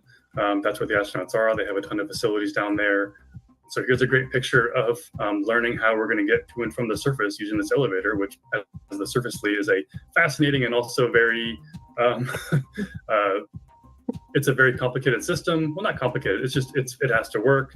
It's not what we did on Apollo, it's a new system. I think about this thing a lot, and luckily we're building full-scale mock-ups and testing it. What happens? Like, Alicia, you live in New York. You ever been stuck in an elevator? Like, elevators break down here all the time. So the way we manage that, and that this is a great example of needing to be able to pull the requirements up to the highest level possible, right? But we are very concerned, like you guys were just talking about, like we definitely don't want a stuck elevator on the surface of the moon, both because the mission's pretty much donezo after point. You can't get off the goddamn spaceship. What's the point? First missions where we only send 2 crew down, there's nobody in the lander to help them get back up. But also we have very tight time constraints on certain portions of the mission. So you have to have the crew be able to get back inside the lander within a certain time frame. So what we ended up doing is we wrote what we call like fault tolerance and reliability requirements. The elevator still has to be able to work even if some sort of failure happens, or you need to be able to meet a certain like reliability metric that there's only like a very tiny percentage of a chance of the overall system failing, and you kind of grade that with like test data and analysis data and all sorts of things. Because the core need is for the crew to be able to get back in the lander. We specify those higher level things like the fault tolerance or failure tolerance and the reliability. Could you put in a ladder too? or something like that, like a mitigation. A slide, maybe. A slide. Yes. In layman's terms, because there's no physical redundancy for this elevator, these two NASA leads on Artemis told SpaceX, instead of making the elevator good, we need you to make it like really, really good instead, to cut down on the odds of it breaking, which, given the reputation Musk has regarding overall quality control, is probably not a wise move. Kathy leaders for the L for signing off on the only lunar lander of the bunch that decided to put the solitary access point for it 30 meters above the ground. This is so bad. Something Logan said here as a throwaway has a lot more gravitas than he gave it. It's not what we did on Apollo. It's not what we did on Apollo. And that is going to bring us to the final segment of the series. Hold up. We got to pause it because I got to give Common Sense all of the love here because you guys got to watch part 4 on the channel. I'm actually going to post it right here and pin it. Go to the channel right now, all right, and hit up part 4. But before you leave, chat, okay, we have to let Common Sense Skeptic or have him tell us what we can expect next from his channel. Common Sense, go ahead, bro. Shout out to you for this. This honestly, it must have been exhausting putting all this together, bro. Like, honestly, I'm exhausted. It took weeks. For this. Like, yo, these presentations don't come together in a day or two. Like we're looking at an hour per minute of production here, from raw script to finished product. 4 parts. Like, this is crazy. 4 parts. It's 2 hours. It's a feature film. Like that supercut is 2 hours 7 minutes. Yeah. Yo, so what can we expect coming up next? At least, well, first of all, before we even get into that, what are your thoughts regarding all of that? And then as audience go watch part 4 of that, what can they expect in part 4? And then we can move on to what else is coming down the pipeline for your channel. Okay, so in part 4, we actually take some clips from another YouTube channel called Smarter Every Day, whose grandfather was involved with the Apollo missions. Okay. And what he does is he benchmarks what's happening now against how they did things with Apollo, and that is just there's no cross-referencing there at all. Like, what SpaceX has tried to do is completely redesign a wheel that worked. Like, they got men to the moon in the 60s and 70s with Apollo, and there's no commonalities between what Apollo is and what the HLS Starship version of Artemis is. There's just nothing. Yeah. If you want to get into similarities, then you have to go to the Blue Origin model, and that's just that's the long and the short of it. The portion that you showed today was part 3. Yep. Yeah, they can either watch the supercut or they can watch parts 1, 2, and 4, keeping part 3 in mind, and watch it again if you want. That's great. But they are all pieced out as well if you want to watch them one at a time rather than in one feature length setting. But what's coming up next? Tate did a Romanian TV program where he was asked 40 questions last week. We are 3/4 of the way through putting that episode together, where every lie that he told in that broadcast is going to be refuted with other lies that he told and other facts. And I want to just address something that Raphael Samano was saying here, that Tate lost the Florida case. I want to know if that's against the Marine or if that's against all the defendants. Maybe you can just let me know in the chat there. Yo, shout out to Raphael. Yo, Raphael, yeah, let him know right now before he hops off. Can you specify that a little bit? Shout out to Raphael too. It says also Tate lost the Florida. Yeah, the Marine. Yeah. Oh, so it's the Marine. Okay. Yeah, that one I knew, but the judge really needs to throw out that case like across the board. Those victims don't need to go through that just at Tate's hand. But so we got the 40 questions episode coming up for Tate, and the next one after that, unless something jumps up in the news, is going to be a full breakdown of the 400-page indictment against the Tates, and everything's going to be laid out like hook, line, and sinker. Like there's going to be no question remaining as to who's involved, how they were involved, when they were involved. And I've got the unredacted document that could actually get some people in trouble for distributing, but we've got a copy of it that is so detailed. I can tell you what Andrew Tate's American passport number is. I can tell you what the IMEs on his cell phones are. I can tell you what models of phones he used, what computers he used. Like, we've gone through, and every car that he says he owned, we find out who actually owned it, how many keys there were, who's on the title, how many miles are on that fucker. Like, right down Bro, ain't And nothing you don't know now, dude. If take us so much as the fart, we already know what wind is blowing. We know exactly where it's going, dude. That's awesome. know it all. It's all in there. Hey, you Also, can't lie now, Tater Tots. Yep. And then we also know what charges have been peeled out of that indictment. There's 5 more charges that have been peeled out so that they can do a second criminal trial with second time served and second penalties and all the rest of it. So it's that document is something else. And it took a long time to translate and reformat and, kind of straighten it all out because it went through a Google AI translation that just butchered the goddamn thing. And it's 400 pages. Like it took 3 months for us to just put that into the visual frame. Yo, you do really good work. Like, whoa, jeez, man, shout out to you. Yo, chat, can we get a W in the chat for Common Sense Skeptic? I mean, 400 pages just to deliver content to us, dude. Come on. I mean, that's a lot of time. Let's get them W's in the chat right now. That's crazy. Dude, that's just the pages in the indictment. Just to kind of give you an idea for that feature length, like the supercut that you just watched a portion of, there was 2,100 video elements in that. Jeez. So, you figure how much time it takes to put one frame together or find all of the different video segments or, the little the little snipes that we put in there with the video clips, all the rest of it. It's all time. Man, you are working overtime. You are doing the work, man. Like this is why I appreciate your channel, man. Because man, literally the detail, how far you go into it, just exposing all of that stuff. Like even the stuff where Tate got his bum wrecked back in prison. I had no idea. We speculated that, but we didn't know there was actually something to it. And now it's just like, yo, thanks to CSS, there's actually something to it. This is insane. Like I'm flabbergasted by it, but I'm also excited to see what else is coming up next. Harry Porker 777 says, CSS, is there a way I can get a message where I can message you directly? Yeah, commonsense@gmail.com. There it is. Shout out to you. Is there anything else you want to add to the show? I appreciate you being here. We're gonna pretty much close out.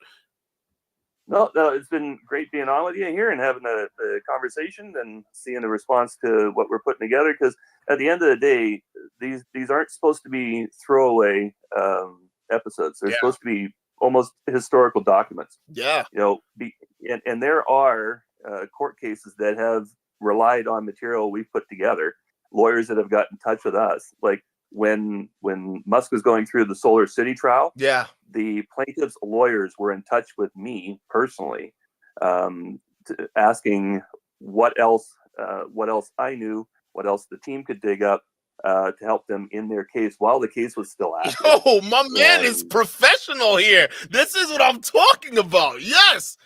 Well, like did you see the episode with the lawyers from the UK while they were still in Romania? Yeah, where they were on that same type of idea. They reached out to the town. They're like, we just had this press conference and it went to shit. So what we would like to do is put the same information out on your channel. They didn't call the BBC. They didn't call anybody else. They sent me an email. I'm like, when you want to do it. Common Sense. Tomorrow work for you, dude. Yo, this is awesome. I like this. This is great. This is great because you're doing heavy work. I mean, you're doing a lot of heavy lifting, and clearly we can see the kind of work behind the scenes that you're doing to even deliver the truth. And honestly, that's what we want is the truth, because there are a lot of people getting brainwashed by these tards out here, man, and it's bad because this is how they go towards making society worse. And I like what you said, making it more like not a throwaway video, but more of a mainstay here, like almost like an archive where if it's a reference piece. Yeah, you can reference to this and say, yeah, this guy is, years from now, people will say, oh, Andrew Tate, this is exactly who he is. Watch this channel. This is what's happening. And it goes from there. It's like one of those videos that would be timeless as long as the internet is still a thing, right? And that's a good thing, because we want, maybe people won't wake up right now, but maybe further down the line, they would start hopefully to wake up and see some of these videos more and more come across the feed, because it's funny. And this as a YouTube creator, you get to watch who's watching your videos and when they're watching them, and how the views build up. Anytime Elon Musk does something stupid, and this is a lot, The 3 episodes they get the new hits are debunking Elon Musk #1, debunking Elon Musk #2, and is Elon Musk a psychopath? Yes, that's an easy answer. Yes, he's that's why those episodes are closing in on 1 million views. Jeez, yeah, it's almost kind of what I talk about with some of these pill poppers I ridicule too or criticize, because it's one of those things where their fanboys will come in and they'll clown us and say, oh, you're hating, you're doing this and you're doing that. But in actuality, like what ends up happening is later on, as they start to get sick of that content creator or they start to question certain things, then my videos start popping up on certain things, right? They'll start like, oh, hey, maybe you were right. And you'll see them in the comment section like, yeah, hey, Duke, you were completely right about this. I can't believe this. We get accused of hate all the time, right? Yeah. Like you do. I'm yeah, sure, we get hate comments a lot. And the thing is, facts aren't hate. If all the facts are lining up against a particular person for a particular reason, you got to look at that person and that reason. Yep. It's not. If there was nothing there, we would have nothing to report on. Yeah. Like we are not the reason why Neuralink is not going to work. We are not the reason why Hyperloop didn't work. We are not the reason why Starship isn't going to Mars. We are letting you know what the reasons are, and you're refusing to believe that. So you're blaming us, and you're ad hominem, and you're making excuses, and you're being an apologist for a billionaire who doesn't give 2 flying fucks about you. Exactly. Right. But you've based your life on the belief that your life sucks here, and you'll have a better chance at Mars once you can buy that $100,000 ticket, right? And don't blame us. Like we get like there's I don't know if you remember the channel with Zhichuan and Sebastian. Thunderfoot did a couple of interactions with them. They were back and forth. Oh, was it those two? That dude, that guy, and that girl, right? Where they would go. But yeah, I know exactly what you're talking about. Yeah, they seem to. Yeah. So like they named us a couple of times as in their different episodes as neo-Luddites, right? Like what? People who are we got lumped in with Thunderfoot on that term, neo-Luddite. So Luddite is someone who's terrified of new technology, and neo just makes it sound current day or whatever. But that's not the case. We love science fiction, but we realize where the fiction ends and where reality starts, and that's where a lot of people have that distinction issue, right? So they went after Thunderfoot, especially for his Hyperloop teardown, and within 3 weeks, their channel was dead. It was done. They had to give it up because he ripped them such an asshole over that. Because I mean, the guy deals with vacuums all the time. Yeah. So that channel they had to sell it to somebody else who's done absolutely nothing with it. And then you have other idiots like Angry Astronaut. Have you seen any of the things that like he's done a couple of response videos to our stuff? That's a fucking doofus. I'm gonna have to check it out. Anyway, I'm gonna have to check it out. Like, it was based on like Elon and your criticism. So one of them was very early on. I think we only had 12,000 subs or something like that at the time, right? And we were already making the guy really nervous. We were Starship haters, and we were this and that, and basically we hadn't even started picking on Starship yet. So he puts out this video, which was a whole bunch of nonsense, and then we put out a response video to that and doubled our subscription numbers, and basically embarrassed the shit out of him. Then he made the same mistake about 2 years later when we did our In Situ on Mars series. I think it was a 3-part series, 2 or 3 parts. Anyway, so In Situ is the ability to make things when you're off-world, right? Whether that's on Mars or on the moon or whatever, right? And they want to be able to make fuel. They want to be able to make methane. And in fact, the Starship paradigm for a return trip depends on having the ability to make methane on Mars to fill the tanks and oxygen to get back to Earth. So we started breaking down. Okay, it's 1,200 tons, and you're there for 26 months, and this is how much you have to make per day, and this is in order to make this much methane, and you have to collect this much carbon dioxide out of the atmosphere, or you have to get this much ice from whatever region and haul it all in. So we worked out all the math. It was all very math based, and we were accused of trying to confuse people with math. And how come you got to go through all this stuff? Oh yeah, no. His response was like 52 minutes or something like. Yeah, how dare you use logic and math and science? And why are we getting a chemistry lesson? And wow, and all this kind of horseshit. That's so crazy. Yeah, so we did another response video to that and tore him a new butthole. And that's not really why we're here, right? The whole channel is based on giving people a reminder that they are capable of thinking more than they do. Yep. Right. Like we pointed out earlier, you caught onto that nugget with the launch cadence, right? That got you thinking. And if you keep thinking, then it leads you down a path, and that path leads you down a rabbit hole, and that rabbit hole leads you down to a solution or an answer. Absolutely. And everybody has the capability of doing that. We don't use anything more complicated than high school math or chemistry. Yeah. Right. It's not tricky what we do. It's how we compile it and how we present it. Yeah. But everybody has the ability to think that the way that we do. They just don't. You're absolutely right. So start using your brain, people. Common sense. Use it.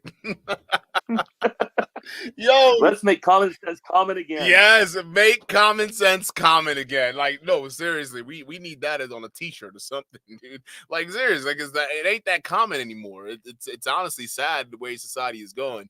Perfectly rational people making completely idiotic decisions, and it's just based off of not even having the common sense to just think. Just think for a second. Listen and think. Does that make any sense to you? If it doesn't, okay, start subtracting here. Okay, I know it's simple math. Okay, just start taking things away, and you'll find your answer. Because again, some of those things a lot of these guys are saying is so easy. I mean, I'm not saying it's difficult, right? Maybe not. Easy is the right word. It's simple, right? Simple will be the easy word to use, right? It's simple. You can easily just start logically deducting based off of what the information is being presented to you, and that's it. But apparently, people don't do that. It's just so scary just seeing that all just unfold here in society. It's crazy to me. But shout out to you, man. Is there anything else you'd like to add to the panel or to the chat? Harry's trying really hard to get your attention there to pull up that Tate case in Florida. Maybe there's more to it. Harry, can you send me a link? Or actually, you probably won't be. I won't be able to see it if you sent it. Can you email me, Harry? Like, I mean, it's been 3 hours. We don't need to deal with it. Yeah. I don't want to. Yeah, email me and we'll work it in the future show. But yeah, send me that email. It's right below in the description. Right below, and then I'll get Common Sense Skeptic's channel below there too as well. I already have his channel with the video of part 4 pinned to the chat right now, so you guys can just click on the link and just jump right there. I know some of you guys are already getting on that, so go ahead and get started on it because you guys want to finish up what we just started here because it's gonna be a lot. I appreciate y'all being here, man. Shout out to you. And Common Sense, can we get a massive W in the chat for Common Sense, please, for being here, spending 3 hours with us and talking about this, exposing some good old Elon, right? Let's get that W in the chat right now. I'm gonna throw my W's up real freaking quick. Common Sense, shout out to you. Thank you so much for being here, man. I really appreciate it. It's an honor. Hey, it's my pleasure. Thank you so much.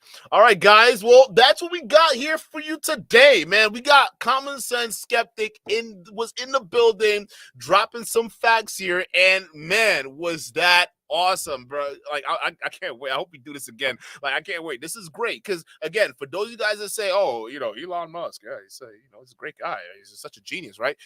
Debunked right here with Common Sense, the Common Sense Skeptic out here. I mean, you can tell with the kind of research that he's able to do and put together, he's not pulling punches here, okay? Not playing games, not pulling punches, and clearly there's a lot of work and effort that goes into the research. So please do us all a solid. Click on that link right now. Go watch part 4, and then obviously we got the Andrew Tate content coming up next, and obviously he's going to go into massive detail on that, and you guys definitely don't want to miss that. Okay, so shout out to you guys again. You guys can be anywhere in the world right now, but thank you so much for spending time with us, but not just me, but Common Sense Skeptic as well, and I appreciate that. With that being said, I'm going to catch you guys on the next one. Peace.